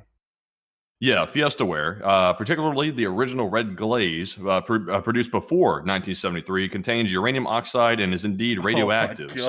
Oh yeah, it was a long time ago. You can actually pull up a picture of the plates. It was bad. Like, it was very bad. I can't remember. I think I saw some guy on YouTube actually take a reading of the radiation with a Geiger counter off of it, and it was like off the charts for how bad it was. Let's see here. Yeah, it said definitely don't eat on it. I wouldn't eat on it either, me personally. Let's see. Oh my goodness, man. Someone actually put a Geiger counter up to one of them on Wikipedia. Like, they actually apparently got like a radioactive reading off of the Fiesta ware. But they're still in business actually today. I suppose not making their products with uranium anymore as the paint, but quite interesting to hear actually. Yeah, there was actually, let's see. Yeah, look at that. That is I can't believe the company's still in business. That's wild. I thought they went out of business after that. They did go out of business, but they bounced back after they went out of business, and then they just went back to making porcelain products, but without the radioactivity. Let's see. What, uranium tiles? Oh. Uranium tiles have been used in the ceramics industry for many centuries, as uranium oxide makes an excellent ceramic glaze and is reasonably abundant. In addition to its medical usage, radium was used in the 1920s to 30s for making watches, clocks, and aircraft dials. That's actually something that I know about. Because it takes approximately 3 metric tons of uranium to extract 1 grain of radium, prodigious quantities of uranium were mined to sustain this new industry. The uranium ore itself was considered a waste product, and taking advantage of this newly abundant resource, the tile and pottery industry had a relatively inexpensive and abundant source of glazing material. This whole thing is actually covered in uranium glaze. Interesting. That's bad, obviously. I don't trust that, really. Is it radioactive? Let's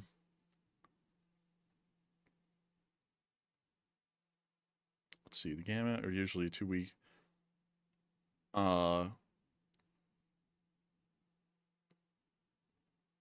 Let's see, reported following measurements. Let's see, reported measurement. Trying to see here and read if this actually is dangerous, folks, because it doesn't really sound like I would trust myself to be around this for long periods of time. So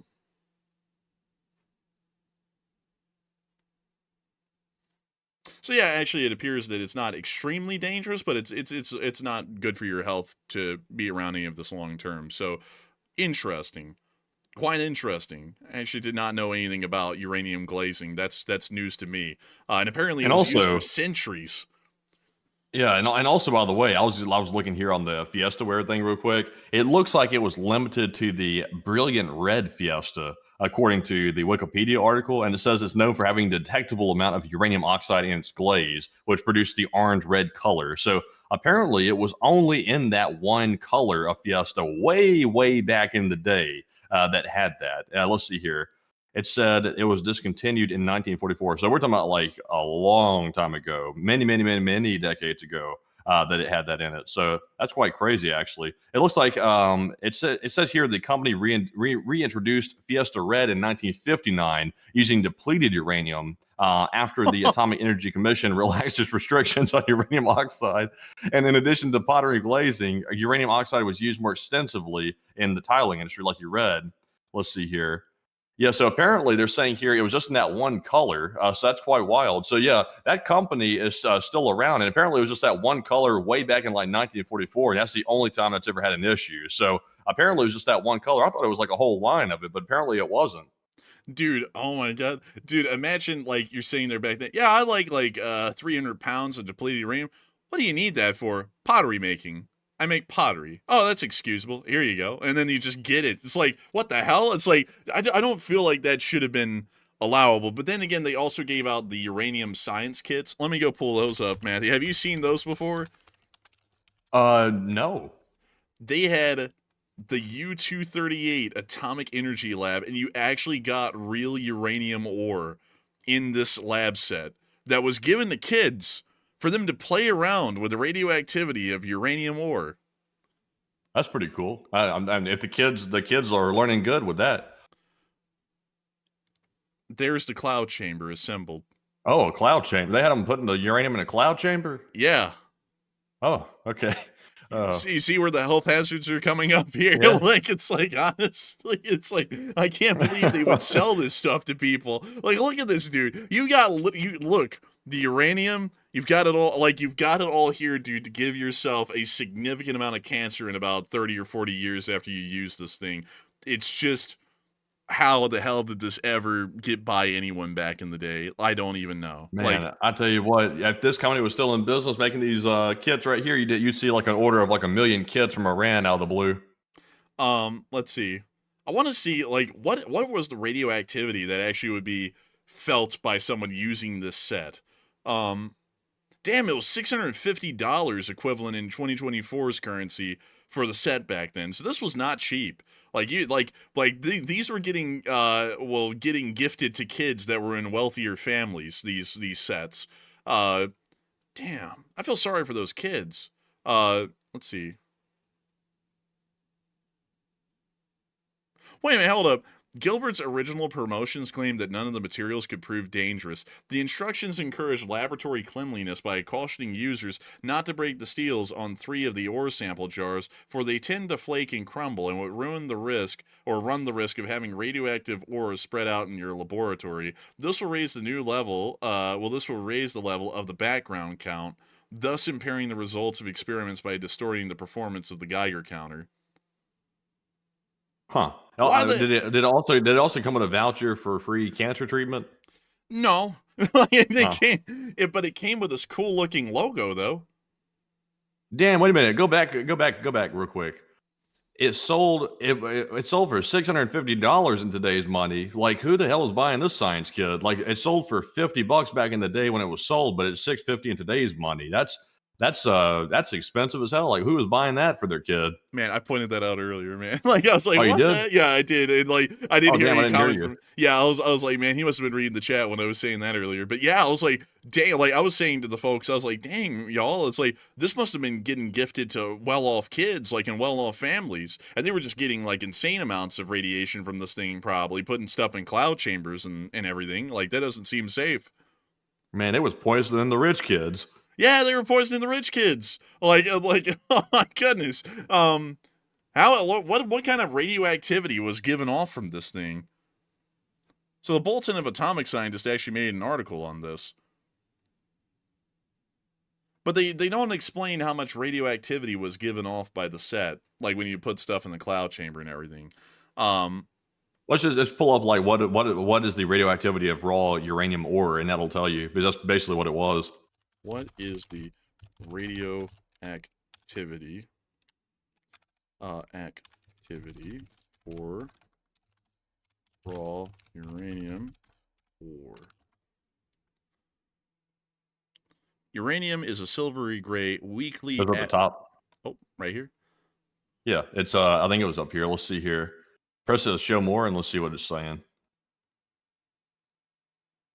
Let's see here. So we're seeing they're measuring it in 25,000 becquerels. Okay, can we get it in like millisieverts or something like that instead?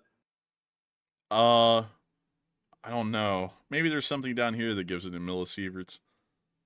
How about the US EPA? I'm sure they have a measurement in millisieverts, right? 25,000 becquerels. I've not even heard of that. Damn it! Becquerel. to millisieverts. Let's see here. We're going to get the answer. Becquerels is not directly convertible to millisieverts without further information. Becquerels measure the rate of radioactive decay. Okay, so it's not even an equivalent measure of radioactivity. So that's why I've never heard of a becquerel. I don't even know. So sadly, they don't tell us right off the bat. Let me consult with the machine because I really want to know the answer. What is the radioactivity in the millisieverts of raw uranium ore? Let's see what the answer is, folks. So it depends on the uranium concentration in the ore, but to give you a sense, the radiation dose, it's going to give it to me here in a moment. Yeah, here it goes. Low-grade uranium ore emits about 0.01 microsieverts an hour. High-grade uranium ore can emit up to 100 or more an hour. So let's see here. Let's see. Oh, so I mean, it's not really that radioactive actually, because annual background radiation is 2 to 3 millisieverts a year. That's background radiation. A chest X-ray is 0.1 microsieverts, I believe. So yeah, not too bad. Oh, actually, it's apparently not that dangerous. It's still, for some reason, just feeling like giving a kid some raw uranium ore and telling him to have fun. It just doesn't sound like it generally would be a good idea. But I guess it wasn't too dangerous. I still wouldn't mess with the thing, me personally, because I'm very scared of radiation. I do not like the stuff that it did to people who got highly irradiated. So even the little amounts of it, I'm generally wary of. But anyways, Well, it's all about your exposure to it, because there's guys on YouTube that actually have like channels dedicated to that. Like I watched a different channel called, I think, Radioactive Drew or something like that. The guy goes around doing like Geiger counter readings of all kinds of radioactive source material, and he'll handle like with his bare hands. Not that I would recommend it, but he'll handle with his bare hands like those radioactive commercial smoke detectors that have like uranium in them to detect smoke. And it'll be giving off extremely high readings, like dangerous readings. But he'll handle it perfectly fine, like holding it in his hand. But it's only for a short period of time. It depends on how long you're exposed to it, your proximity to it, and basically that tells you how bad your dose is going to be. So you can be within like 5 feet of a dangerous source, but if you get within like inches of the source, your exposure goes up like 100 times or more. So it depends on a bunch of different factors. But generally, though, you can somewhat get close to it, although I still wouldn't personally. It's still dangerous. But I mean, I just wouldn't mess with it personally. I just don't like radiation. I don't want to risk it. yeah, I would say so. Radiation, very scary to me. Like I know a lot of people are like, "Wow, that doesn't really sound rational or reasonable." I have an irrational fear of radiation. Like I do not like the concept of it, because if you've ever seen what heavily irradiated people have happened to them, where their flesh starts literally just like slurping off the bone, if that's the best way to describe it, that is something I never even want to get close to having. Or cancer or anything like that. I try and stay as far away from anything that may have anything radioactive in it whatsoever. Still a big fan of nuclear power, by the way, but generally, as far as any kind of exposure to radiation, not a fan of it whatsoever. Luckily, nuclear reactors are designed where no one really comes into any kind high context of radiation whatsoever while they're operating. So that's why I'm also a big fan of them. But with that, Oh, also, by the way, real quick, I see somebody said in the chat. They said, "Yeah, but the phones and the TV give off such a small amount." That's actually a point of confusion. I see a lot of people today. I'm not a scientific expert, by the way, but I just know this general fact based on what I've learned. Phones and TVs and electronics, they don't emit ionizing radiation like gamma, alpha, and beta particles and rays. They don't emit that. Nuclear plants, they emit those types of radiation, but phones and TVs emit electromagnetic radiation, which is RF typically. So it's radio frequency radiation. That's a whole different animal than ionizing radiation. So it's nowhere near the same thing. Like RF, like we're exposed to that every day. That's no big deal as long as you're not super close to like right within like inches of a cell tower or something like that. But if you're exposed to like a nuclear, like alpha, beta, or gamma, then you're going to be in some serious trouble if you're like really close to that source and it's getting into your body all the time. But no, it's an entirely different thing. yeah, it certainly is. I would agree. And with that, we are on to the Yeah. next one. And our next one here goes to, while I scroll down to it, this one goes to Tony 2A. Excuse me. And Okay. Tony said, the U.S. isn't going to tell you where it is. It's an element of surprise. I thank you for support, Tony 2A, but it still causes a great amount of concern in the public, and that's generally what we are, the public. But a big thanks to you once again. I hope that answers that well, and we're going to grab another one. And this one goes to Big Ron 394, and he put in a 10 and said, according to the New York Post, an Israeli intel agent warned of an Iranian general of the incoming attack, and has that been confirmed?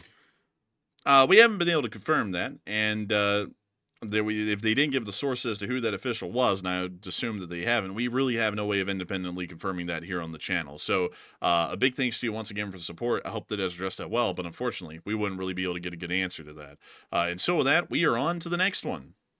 And this one goes to the Martian, who puts in a 10. He said, hate to say it, but the president already started it. We need to finish it. Regime change in Iran and stop messing around. I generally agree at this point. We started it, we have to finish it. You can't start something and then act like it's finished right when you start it.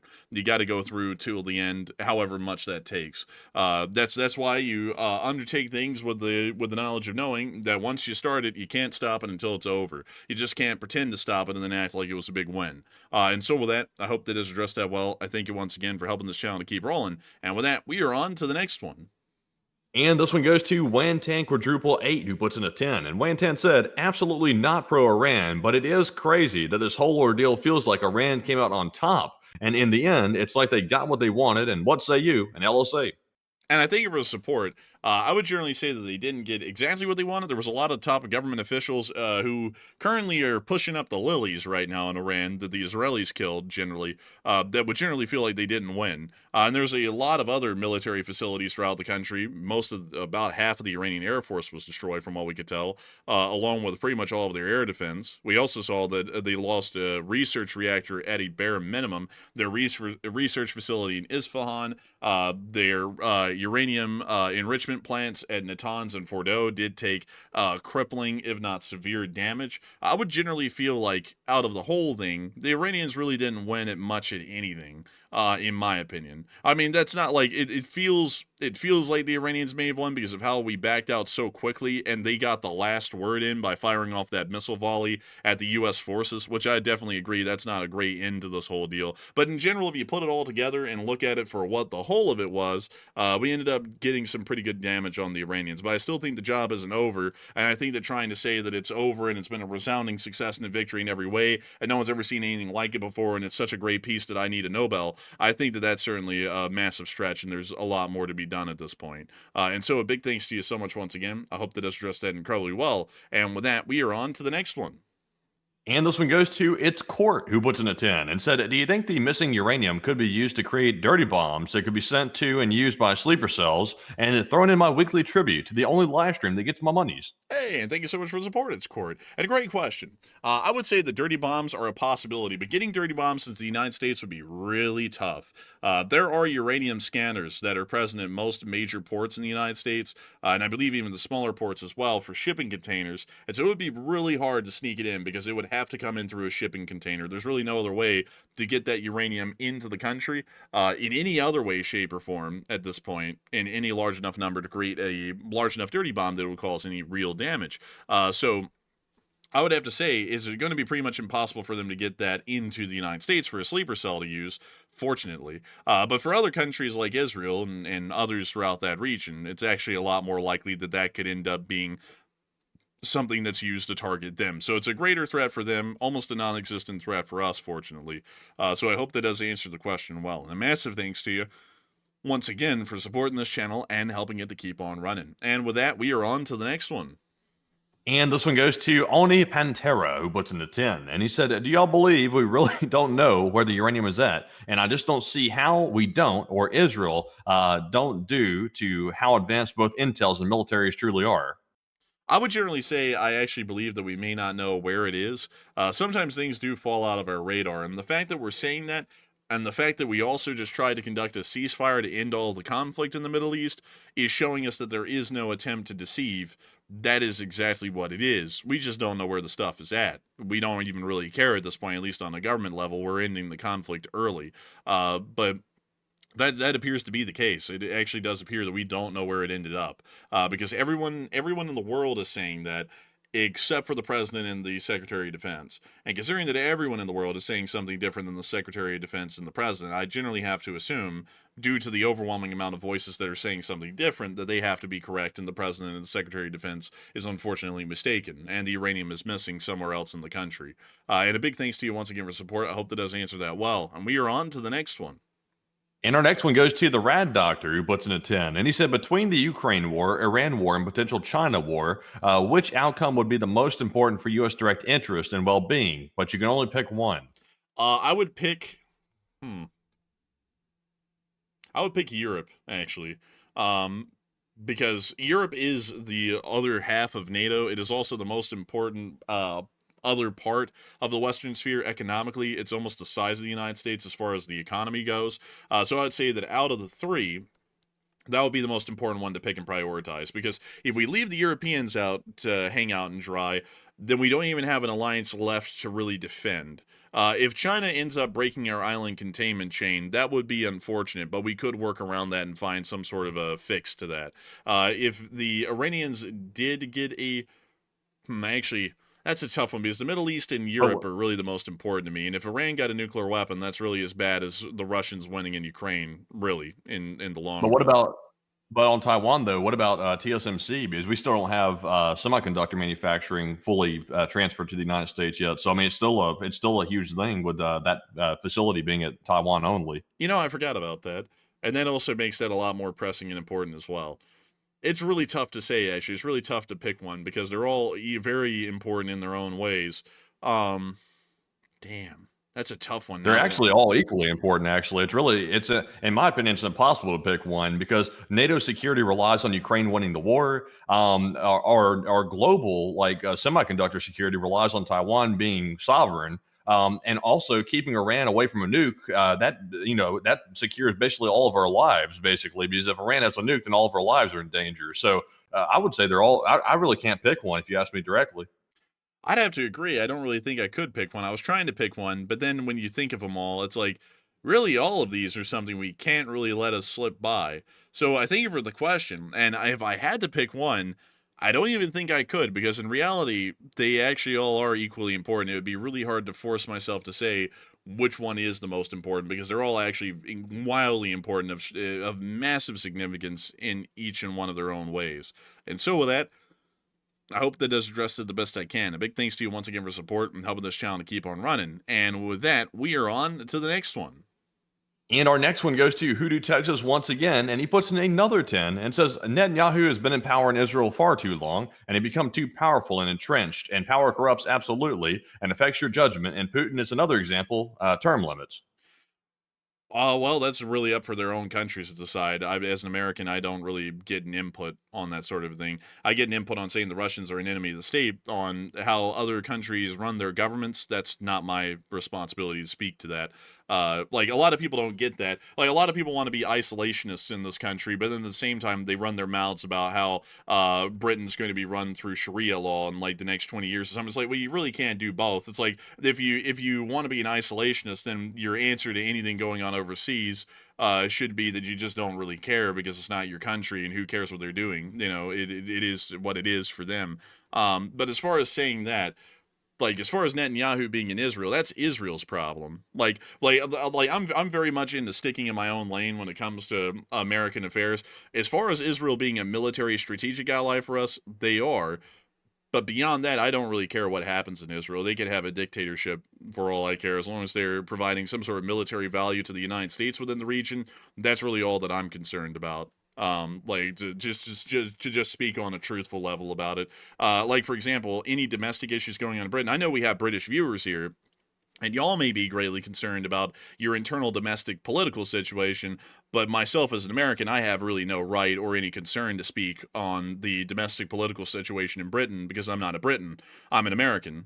So most of my priorities on a domestic level are really inside the United States. Now, speaking on an American level, I think the term limits are an amazing thing to have, especially on the office of the president, because it's made sure that something like FDR can't happen again. Not that FDR was incredibly terrible. It's just that he ended up running for 4 straight terms, and he wasn't going to ever freaking leave. And he also tried to do a whole bunch of other things that I find really sketch. He threatened to pack the Supreme Court if they didn't try and rule the way that he wanted to. There was a whole bunch of things that he did that I didn't really like, that I generally say we're getting towards the line of being authoritarian and really abusing executive powers, in my opinion.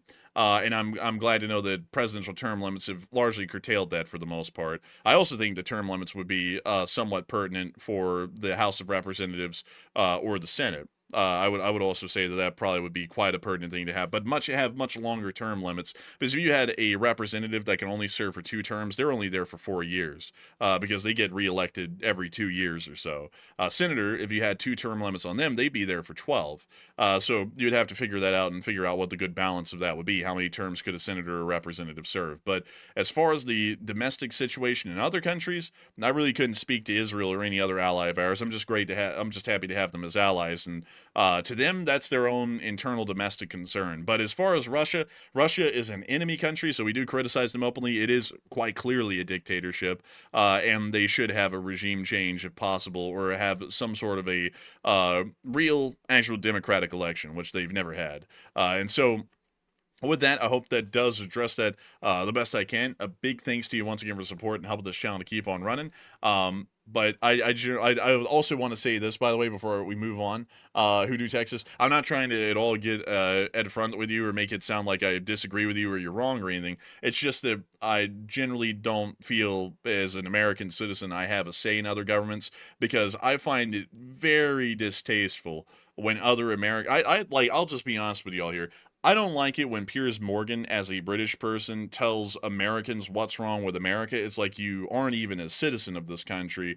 Why in the world are you saying what's wrong with the country? You don't even have an invested stake in America. And that's also why I don't like the idea of speaking to internal situations in Britain. It's like, I'm not a Briton. I don't feel like I have a right to speak on it. And I also didn't like it when folks like, Elon went over to Germany and wanted to get involved in their elections. Like, is he a German? No. Why in the world is he getting involved in their elections? It just makes no sense. He's got no stake. He's got nothing in the game over there in their country. So why in the world is he getting involved and acting like he's invested in it? He's not. He's not even a citizen of that country. So I generally just say to each and every one of the other countries, to their own. All of these countries are democratic. They can choose their own path, and I think it's up to those citizens to choose their path. But I also, at the same time, vehemently say it's not up to citizens of other countries to criticize the internal dealings or operations of the United States, because they're not a citizen here. They don't have an invested stake in our country. So I find their opinions on internal American affairs to be entirely pointless, because they're not Americans, much like I'm not a Briton or a German. But with that, we are on to the next one. And our next one goes to Michelle Sharp, who puts in a 10. And Michelle said, just a bit of semantics here, but the soldiers on Al Udeid are airmen. That's an air base, primarily occupied by the Air Force. And regardless, I agree with your statement about the president's response. Thank you for the support. I just generally call them all soldiers. I try and cut it down to soldiers and sailors. And that's about it, to make it really simple or more easy to say, because I really don't like it when people get overly semantic. Like when people are like, I would like to thank the brave men and women, because it really starts to make the wordage of things really difficult. Like when I say the people in our country, I say countrymen, but that means everyone in the country, men and women alike. It's just generally inferred. But when we start to get into, I would like to say that the soldiers, the airmen, the Marines, it gets really into the semantics, and it starts to burden the speech. So then I just get into the quicker thing, which is to say soldiers, but they are airmen. But a big thanks to you once again for the support and helping this channel to keep running, and thank you for agreeing with what I said. But that's also just to explain really quickly why I do that. I do know that they're airmen. It's just that it starts to burden the ability to speak, because you have to remember to say all that stuff specifically in a certain way. It's much easier to simplify it, because it allows you to focus on elocution a little bit more. But with that, we are on to the next one. And this one goes to some dude, 267, who puts in a 10. He said to appreciate the hard work y'all done on this coverage. Hey, and thank you so much for appreciating our hard work. And we're going to grab the next one. And the next one goes to Too Much Milk, who puts in a 10. And they said, can I pay for this with butter instead of dollars? Because I have a lot of butter.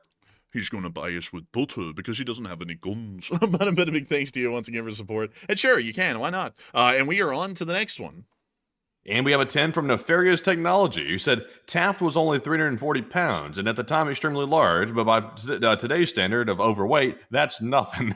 Number 47/49 is 239 pounds, and is considered the third heaviest president to date. Really? I actually didn't know that. But I do thank you for the support. And back then the standards for being quote unquote fat were very different. Nowadays, that's generally just kind of being a little chubby for some. But very interesting to share with that, and I thank you for sharing that and supporting this channel and helping it to keep rolling. And with that, we are on to the next one.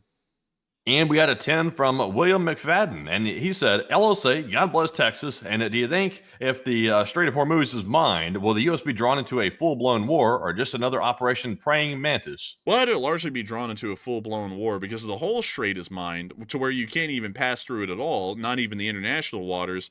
That's going to pose some very significant threats to freedom of navigation in international waters, which is a respected maritime law. And so we would have to get involved in demining the strait. The Iranians would probably fire at any vessel attempting to demine it, which means we have to get into a full-blown naval confrontation at a bare minimum for weeks or even months on end just to demine the strait. And then we have to keep it demined. So I generally would say that would probably lead us into a full-blown war at that point, in my opinion. But a big thanks to you once again for support, and we're going to grab the next one. And this one goes to Michelle Sharp once again, who puts in a 10. And she said, asking the important question, when did LSA start and who coined it? And as a mechanic, I approve. New follower and fan here. Hey, and thank you for the support, Michelle Sharp. The LSA started years ago due to an error that I made on stream about leaf spring suspensions, and we ended up turning it into the community of the channel by name. But it really has nothing to do with leaf springs. It's just that that's the name. It has a flag, an anthem, and generally kind of like a mantra or ideology of its own of pro-American and pro-Western beliefs. But that's generally where it came from. And I got to thank you for being a new member of the Leaf Spring Army and a new follower. And so a massive thanks once again. And we're on to the next one. And our next one goes to P Bucket, who puts in a 22 euro donation. And thank you very much, Mr. P Bucket, for that support. He said, LSA, and last night the King of the Netherlands gave a dinner with all NATO leaders to talk about Ukraine. And that's why Zelensky was in the picture. And Slava Ukraine. And a big thanks to you for the support, P Bucket. And that's an interesting name, I have to say, by the way. And also, long live the Leaf Spring Army. And that's very interesting here. And I thank you for sharing that info as to why we knew that picture was taken. But a massive support, and thanks to you once again. And we're on to the next one. And we got a 10 from Rad Doctor yet again. He said that back in the day, a common weight loss program included taking a tapeworm, and 30 days later taking the antidote, and talk about a lack of public safety in LSA. There was a lot of things that they did back then that were actually crazy by today's standards. Like in a lot of Victorian parties, it was actually common to bring in mummies from Egypt and bake them and eat them. Like, I'm not even kidding. That was actually a thing that they would do. I don't know why the hell they would. They would grind up the remains into like almost a flour, and they'd bake it into like breads or cakes. Or just it was just gross. It was so freaking gross. But they had completely different standards back then, folks. I mean, like, that stuff sounds nasty today. Back then, that was actually considered kind of neat. I don't even know why, though. If I was alive back then, even with the standards they had at the time, I would have been like, isn't this a little bit weird to be eating the mummified remains of a person who's long since been deceased? Actually, that's why a lot of the mummies, that's why mummies are actually rare these days, folks, if y'all don't know. They were just considered neat little oddities back then, because the kind of respect we have for history today didn't really exist that much back then. So we'd go, oh, neat, look, a mummified corpse, and then turn it into like a cake or something. So that's why a lot of mummies aren't around today, and the ones that are incredibly rare. Usually you're put inside of the highest quality national museums in most countries. But anyways, with that, I hope that does address that well. And with that, we're on to the next one. And our next one goes to Los Catarelles, who puts in a 7, who said, what would it take for the USA to cut Israel funding? And is it even possible? And between the two, who has the better intel in a war? And Iran so far away. Honestly, Los Catarelles, we're never going to cut Israel funding. It's never going to happen. Israel has a very strong presence in the United States, and I don't think there would ever be enough public support or political support to ever cut funding to that state. But Enforcer, what say you? Matthew's largely correct on that. With some fortunate and unfortunate reasons for that, but beyond that, I'd have to generally say that it's just not possible. But I like the little pun that you made at the end there, and a big thanks to you once again for the support and helping us keep it running. And with that, we are on to the next one. And this one goes to Philip Fixes LSA, who puts in a 5. He said, a 30-second trip to Florida rabbit hole. Today, check out Bach Tower. Slav LSA, and take one from the chat. Hey, let's take a look at Bach Tower. Let's take a look at it. What do we got here? Bach Tower Gardens. Oh, look at that. Huh. That's pretty neat. It's literally a tower. It's literally... in the middle of a swamp. Finna take Shouty to the swamp. And this is where they took him. Look at that. That's crazy. Look, that's neat. Yeah. Water. Give to the world the best you have, and the best will come back to you. Or you could give your best, give to the world the best you have. Some random person in the comment section will shit on you. That's more so YouTube appropriate, honestly. That would be more so like dead on for YouTube. Sometimes some people like they just take a crap on you. And generally, like funnily enough, folks, it's not because of our quality. It's just that we actually are succeeding, and then people want to take a crap on you for succeeding. But it's always funny how that happens, and they always do it the exact same way. You can tell when someone's jealous of what you're doing because they literally all have the exact same response, which is to try and tear you down to being 2 inches 2 inches tall, and then that tells you that person has ego issues. But beyond that, thank you for sharing, Bach Tower Gardens. That's just outside of apparently Winter Haven, which is in the middle of Florida. So I feel like that name doesn't really count because y'all never have winter down there. But beyond that, I do thank you for support and helping this channel to keep running. And we are on to the next one. And our next one goes to Danny B, who just threw in a $20 donation. And thank you very much, Danny, for that support once again. And it's good to see you yet again. And he said, good evening, Enforcers. Chef Danny here. And I've been through a hell of a week with Brooklyn going to the hospital and all caterings I did. And also, Danny, obviously, we spoke about that in the Discord, and I'm very sorry to hear about that, by the way. And I'm glad she's okay, because that was a very close call right there. So I'm glad she's okay, and that was very disturbing to hear that. But I'm glad things are turning around, at least for now, hopefully. But Enforcer, what say you? I'm very sorry to hear about that, Danny B. I hope Brooklyn's doing well. And I got to say that I hope the week, your days get better from here, and hopefully things are working on the way up with that. That's incredibly unfortunate to hear. But it sounds like you've been through one hell of a week for sure. And I got to thank you for support and being here tonight, considering that you're dealing with all of that in the background. So a big thanks to you once again. I hope that does address that the best I can in my abilities. And we're going to grab the next one. And this one goes to Wantan888, who puts in a 10. He said, last minute lighter fun news. Did you guys see the article, that giant metal orb that fell into the Indiana neighborhood, adding to the orb lore of the LSA? I actually did not, Wantan, so I'll have to look into the orb lore here after the stream. But a big thanks to you once again. And we are on to the next one. And this one goes to Whiskey Bravo, who puts in a 5. He said, thanks for the accurate info and news. I'm glad you guys don't clickbait like the people using the E4B Doomsday plane flying around to scare people, and keep up the good work. Oh, man. Well, we know of a lot of people who do that, Whiskey Bravo. Well, really, particularly one. And I always find that to be generally distasteful. That's unfortunate that literally people use that exact thing. It's become such a frequent occurrence now that the people literally say the dude using the E4B Doomsday plane to scare people. That's really unfortunate. Yeah, because we've actually talked about that a little bit on this channel. I generally don't try and go out of our way to beef with the YouTubers, but I do not like people who have to have knowledge that the Doomsday planes are always running or they're always flying. And they try and trick people who may not know that into thinking that because they're flying today, which they pretty much always are, that something big's going on. I don't really like that a lot because that's really abusing the trust that the public has in people on YouTube who are trying to do news coverage.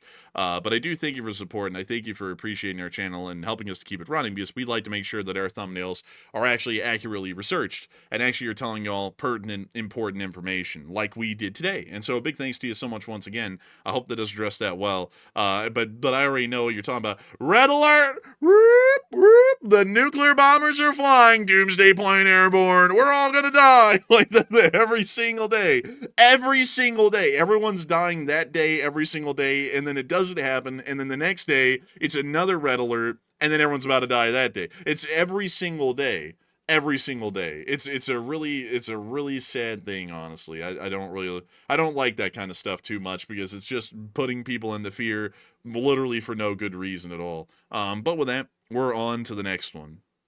And up next, big shout out to Andrew Hernandez for putting in a 5 as well, and we do appreciate that, Andrew, for that support as well. We also have a 5 from It's GXBX. He said, breaking news, Intel says Israel was able to take out all the top IRGC commanders because Chris's mom was in the bunker. And LLTLSA, take one from the chat. I got to thank you for the support and helping this channel to keep running. And I got to say, a massive thanks to you once again for a good joke right there. It's GXBX, and thank you for the support, Andrew Hernandez. And we will make sure to get a live chat in your honor. It's GXBX. So what do we got?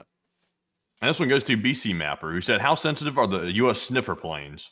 They're pretty sensitive from what we know. I think they can detect any sort of trace uranium from dozens of miles away, if I'm correct. So they're pretty sensitive from what I would know. And a big thanks to you for sponsoring the live chat. I hope that does address that well. And with that, we're on to the next one. And this one goes to Uncovered Cube 7, who puts in a 5 and said, thoughts on WWE wrestling going to Saudi Arabia this weekend in LSA? I don't really follow WWE wrestling, know much about it. I knew some people who did, um, but I'm not really big into the WWE that much. You know, I know that they hurt themselves intentionally for like the performance, and the performances are like pre-planned, but the actual like hits and stuff are real. I'm not really into it, you know, like every time I think about WWE, I think about that stuff like, "You, brother, you're going to be in the slam down, brother." You know, and I'm like, you know, it's not really my thing. I just don't really find it entertaining, at least to me personally. And also I don't really I like.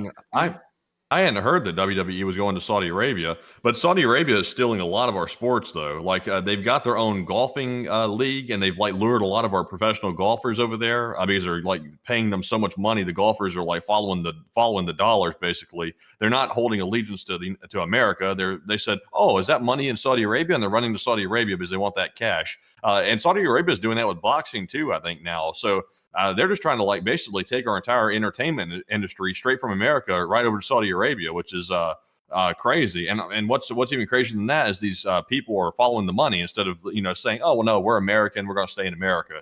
They're saying, "Oh no, we'll take the money, we'll go right to Saudi Arabia." I'm like, so much for staying in America, I guess. Yeah, I would agree. Also, I saw someone say, if you follow politics, you follow WWE style communication. Golly, is that not true? Everyone in politics these days acts like they're a WWE commentator. Like they go into the Congress and they're like, "If you think you're passing that bill, brother, you are wrong." And I'm like, why the hell are they talking like that? It's like they're a representative or a senator. Why are they talking like this? Or why in the world do political supporters talk like that? They're like, "The buck stops here. The swamp will be drained." And I'm like, why the hell are we talking like this? This isn't WWE. This is politics. You know, like even on domestic politics, in my personal opinion, it's like this isn't a WWE thing. You just speak the rhetoric. You know, it is what it is. Ha, yada, yada, yada, blah, blah, blah, whatever. And then you go and pass apologies. That's what it is. We're not trying to make this into some reality TV show crap or make it into some high drama. It's just the running of the government. We vote on it. We make decisions.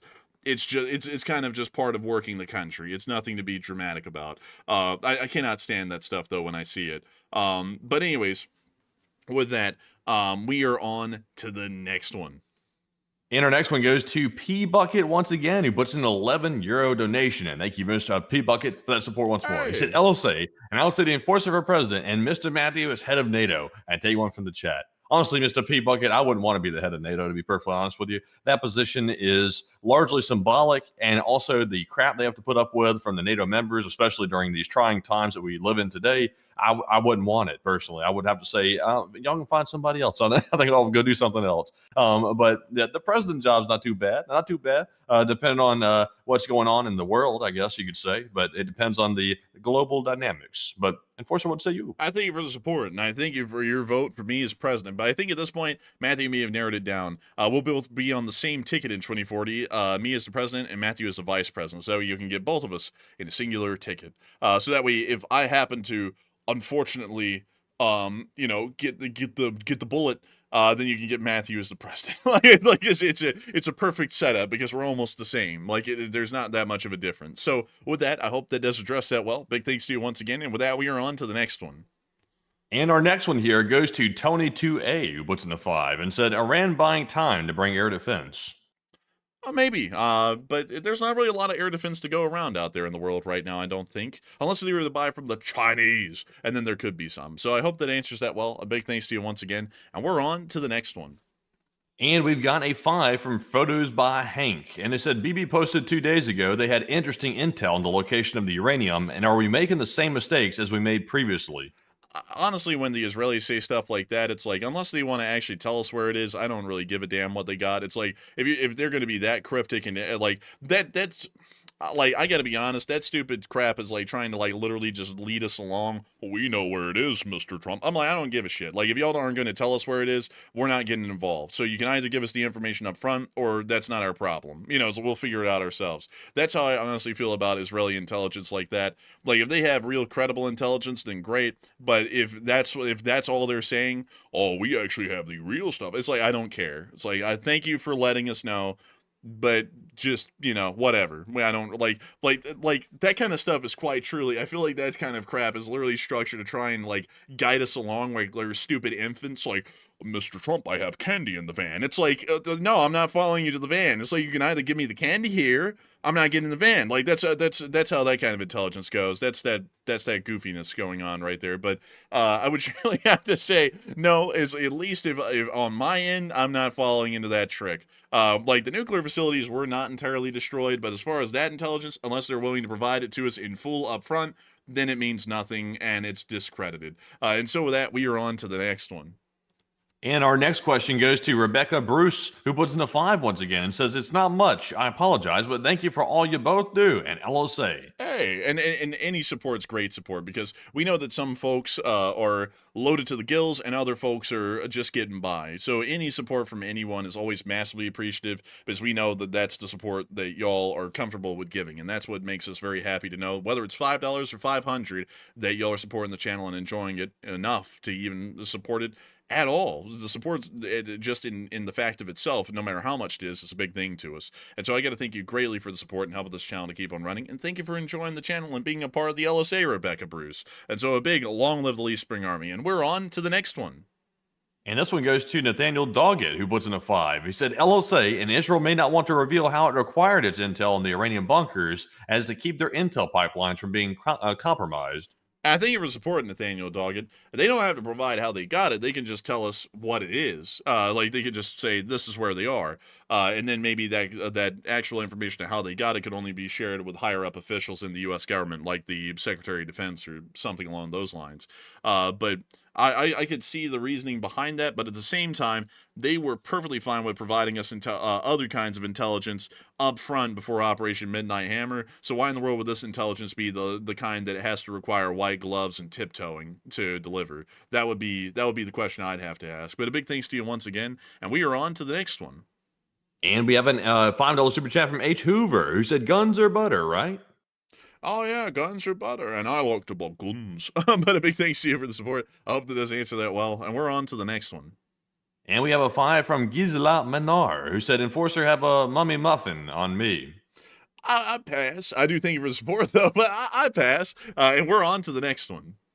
And our next one goes to LSA Sergeant Figment, who put in 2 and said, "LSA, hit the like button. That's an order." And I got to thank you for the support and helping this channel to keep on running. And that is in order, folks. Hit the like button. We've gotten up to 6,500 likes tonight. Hopefully we can get even higher. And we've actually gotten 250,000 views tonight as well, which is very impressive. That's huge, actually. And so with that, it's crazy, though, because we actually knew that this was going to happen. After we've had almost nearly 1 million view streams for about a week and a half, or in a 2 million view stream once, like once we start getting down to like 250,000, it's like, oh, that's not big. But in the reality, it's huge because usually most of our streams would get about 100,000 views after being put out for about a full day. So 250,000 views on a single stream, that's actually huge. And I got to thank all of y'all, the massive swaths of y'all who are watching tonight, for being here and enjoying the show so far. And please do hit the like button. We appreciate it greatly. And with that, we are on to the next ones. And up next, big shout out to Tyler Mars for putting in a 5, and thank you very much, Tyler, for that support. We also had a 2 from A2 Blizzard, as well as a 2 from Plazoth, a 2 from Squirrel, a 2 from David A, and a $1 super chat from Frank Coldwell. And thank you all very much for that support and also helping to keep the channel running. And with that, y'all are going to take us right into our live chat questions and our Morse code coders of the stream. Tonight, we had all the Morse coders: Paul Schultz, Kevin J, Mason Miami, Johnny Dog, Norm Pritchett, and Arabelle Garbo. They said the Morse code reads, "Iran and Russia have been trying to get out of a rut by losing some wars. Odd flex." LT LSA. And ding, that's the sound of money. And you don't got that dead on the nail. That was the Morse code message of the night. I got to congratulate you all greatly for getting that correct time and time again, even on the 1,217th day of the war, because you'll continue to show the Leaf Spring Army Signal Corps will always get every message clear as crystal. And a big shout out to you all once again. And with that, we're going to be getting some live chat questions. But due to us now going overtime, and I know that many people are used to us running 5 and 6 hour streams, but technically our streams go overtime after they pass 3.5 hours. So we are going to be answering 3 live chat questions, and then we're going to be rounding out the stream for the night. So we're on to the third to last question of the night. And this one goes to Judy from the live chat, who said, "Do you believe that Putin will attack the EU?" I believe that a Russian act of aggression in terms of a possible invasion of the Baltics or Finland or Poland or the Suwalki Gap in particular may be becoming a more pressing reality than we would like to believe, to give the most political answer I could. But to answer that, I think that's actually starting to become a lot more likely in simple terms. And so with that, I hope that answers the question well, and we are on to the next one.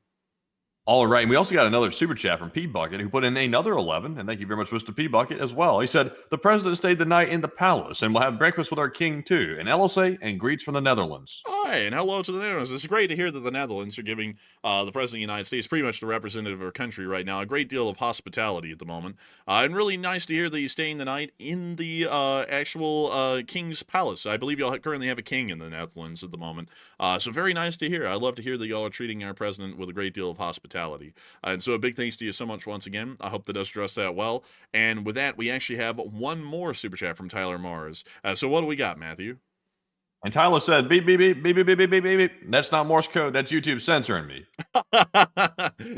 YouTube's getting into the habit of doing that a lot these days. Very sorry, everyone. Apologies for that. Sadly, we really can't control that well. But with that, we are on to the next one. And we have a live chat from Live Animal who said, what if Russia arms Iran so that this kind of war can be prevented in the future? There is no weapon on the planet that the Russians could actually give the Iranians that would make it impossible for us to stop the Iranians from nuclearizing, short of a nuclear weapon. If the Russians gave Iran a nuclear weapon, that actually might stop us in our tracks. But any other kind of weapons, like advanced air defense systems, nothing would stand the test of time against the U.S.'s firepower and abilities. There's just nothing that could. So unless they were to give them a nuke, there's nothing the Russians really could do to help out Iran in really any material form. And so with that, I hope that does answer that question well. And we are on to the final question of the night. And so who is the last person that threw in the lucky last question of the night? And that viewer is Dalton LMAO, who said, how much time do you guys think we will have until the ceasefire is completely done with and they start fighting again? And Dalton, that's a good question. That's a good question. Me and the Enforcer were discussing that before we went live on the stream. We said, how long is it going to be before they start back up? Because it's almost inevitable at this point that they're going to start back up in a full-scale way like they were just doing about 2 days ago. And I really didn't make a prediction on the time period. That's kind of, on this one, it would really be crystal balling because it's really hard to tell. It's so unpredictable right now. Basically, the only thing holding Israel back is the United States. I think Israel would still be attacking if it weren't for the United States putting pressure on them. And the only thing holding Iran back is because they know they're getting their asses beat and they want to take a minute to try to regroup their stockpiles. So it's hard to tell. I'm guessing if I just took like a random like shot in the dark, I would say maybe 2 or 3 more days at the most. But that's just a shot in the dark. I'm not really confident about that. So I'm going to say take that with a grain of salt. But Enforcer, what say you? I would generally say that in my personal opinion, what was the question again, Matthew? What was the question? When are they going to start fighting again? Probably a couple of weeks. Like hell, maybe even a few days at this pace. I have a feeling that the ceasefire is going to be broken soon. But it's going to be broken within a matter of days or just a few weeks. It's going to be one or the other, because this is certainly not over with, and this ceasefire was hastily done, far too hasty, far too quick, and this is bound to collapse at this point. So I hope it's as bound to collapse as all of the attempted Ukraine war ceasefires collapsed as well, that were also brokered this quickly and this hastily, that all collapsed, because there was about 3 that were tried and all 3 failed, because the Russians just kept attacking the Ukrainians at will.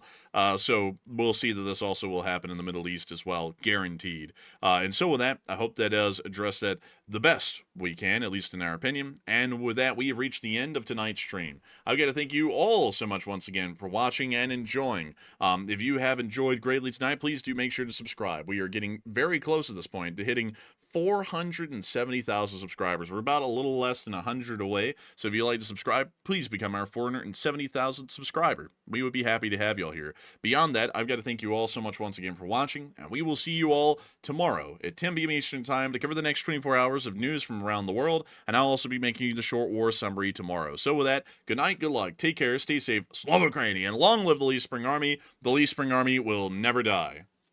And with that, folks, thank you all once again for joining us yet again tonight on day 1217 of the news, and all 252,000 people that were here by the end of the stream. And we appreciate every single one of you. And we will see you all tomorrow on the stream once again and the short war video. So be sure to join us for that. And in the meantime, get some rest, and we'll see you then. And with that, bye-bye for now.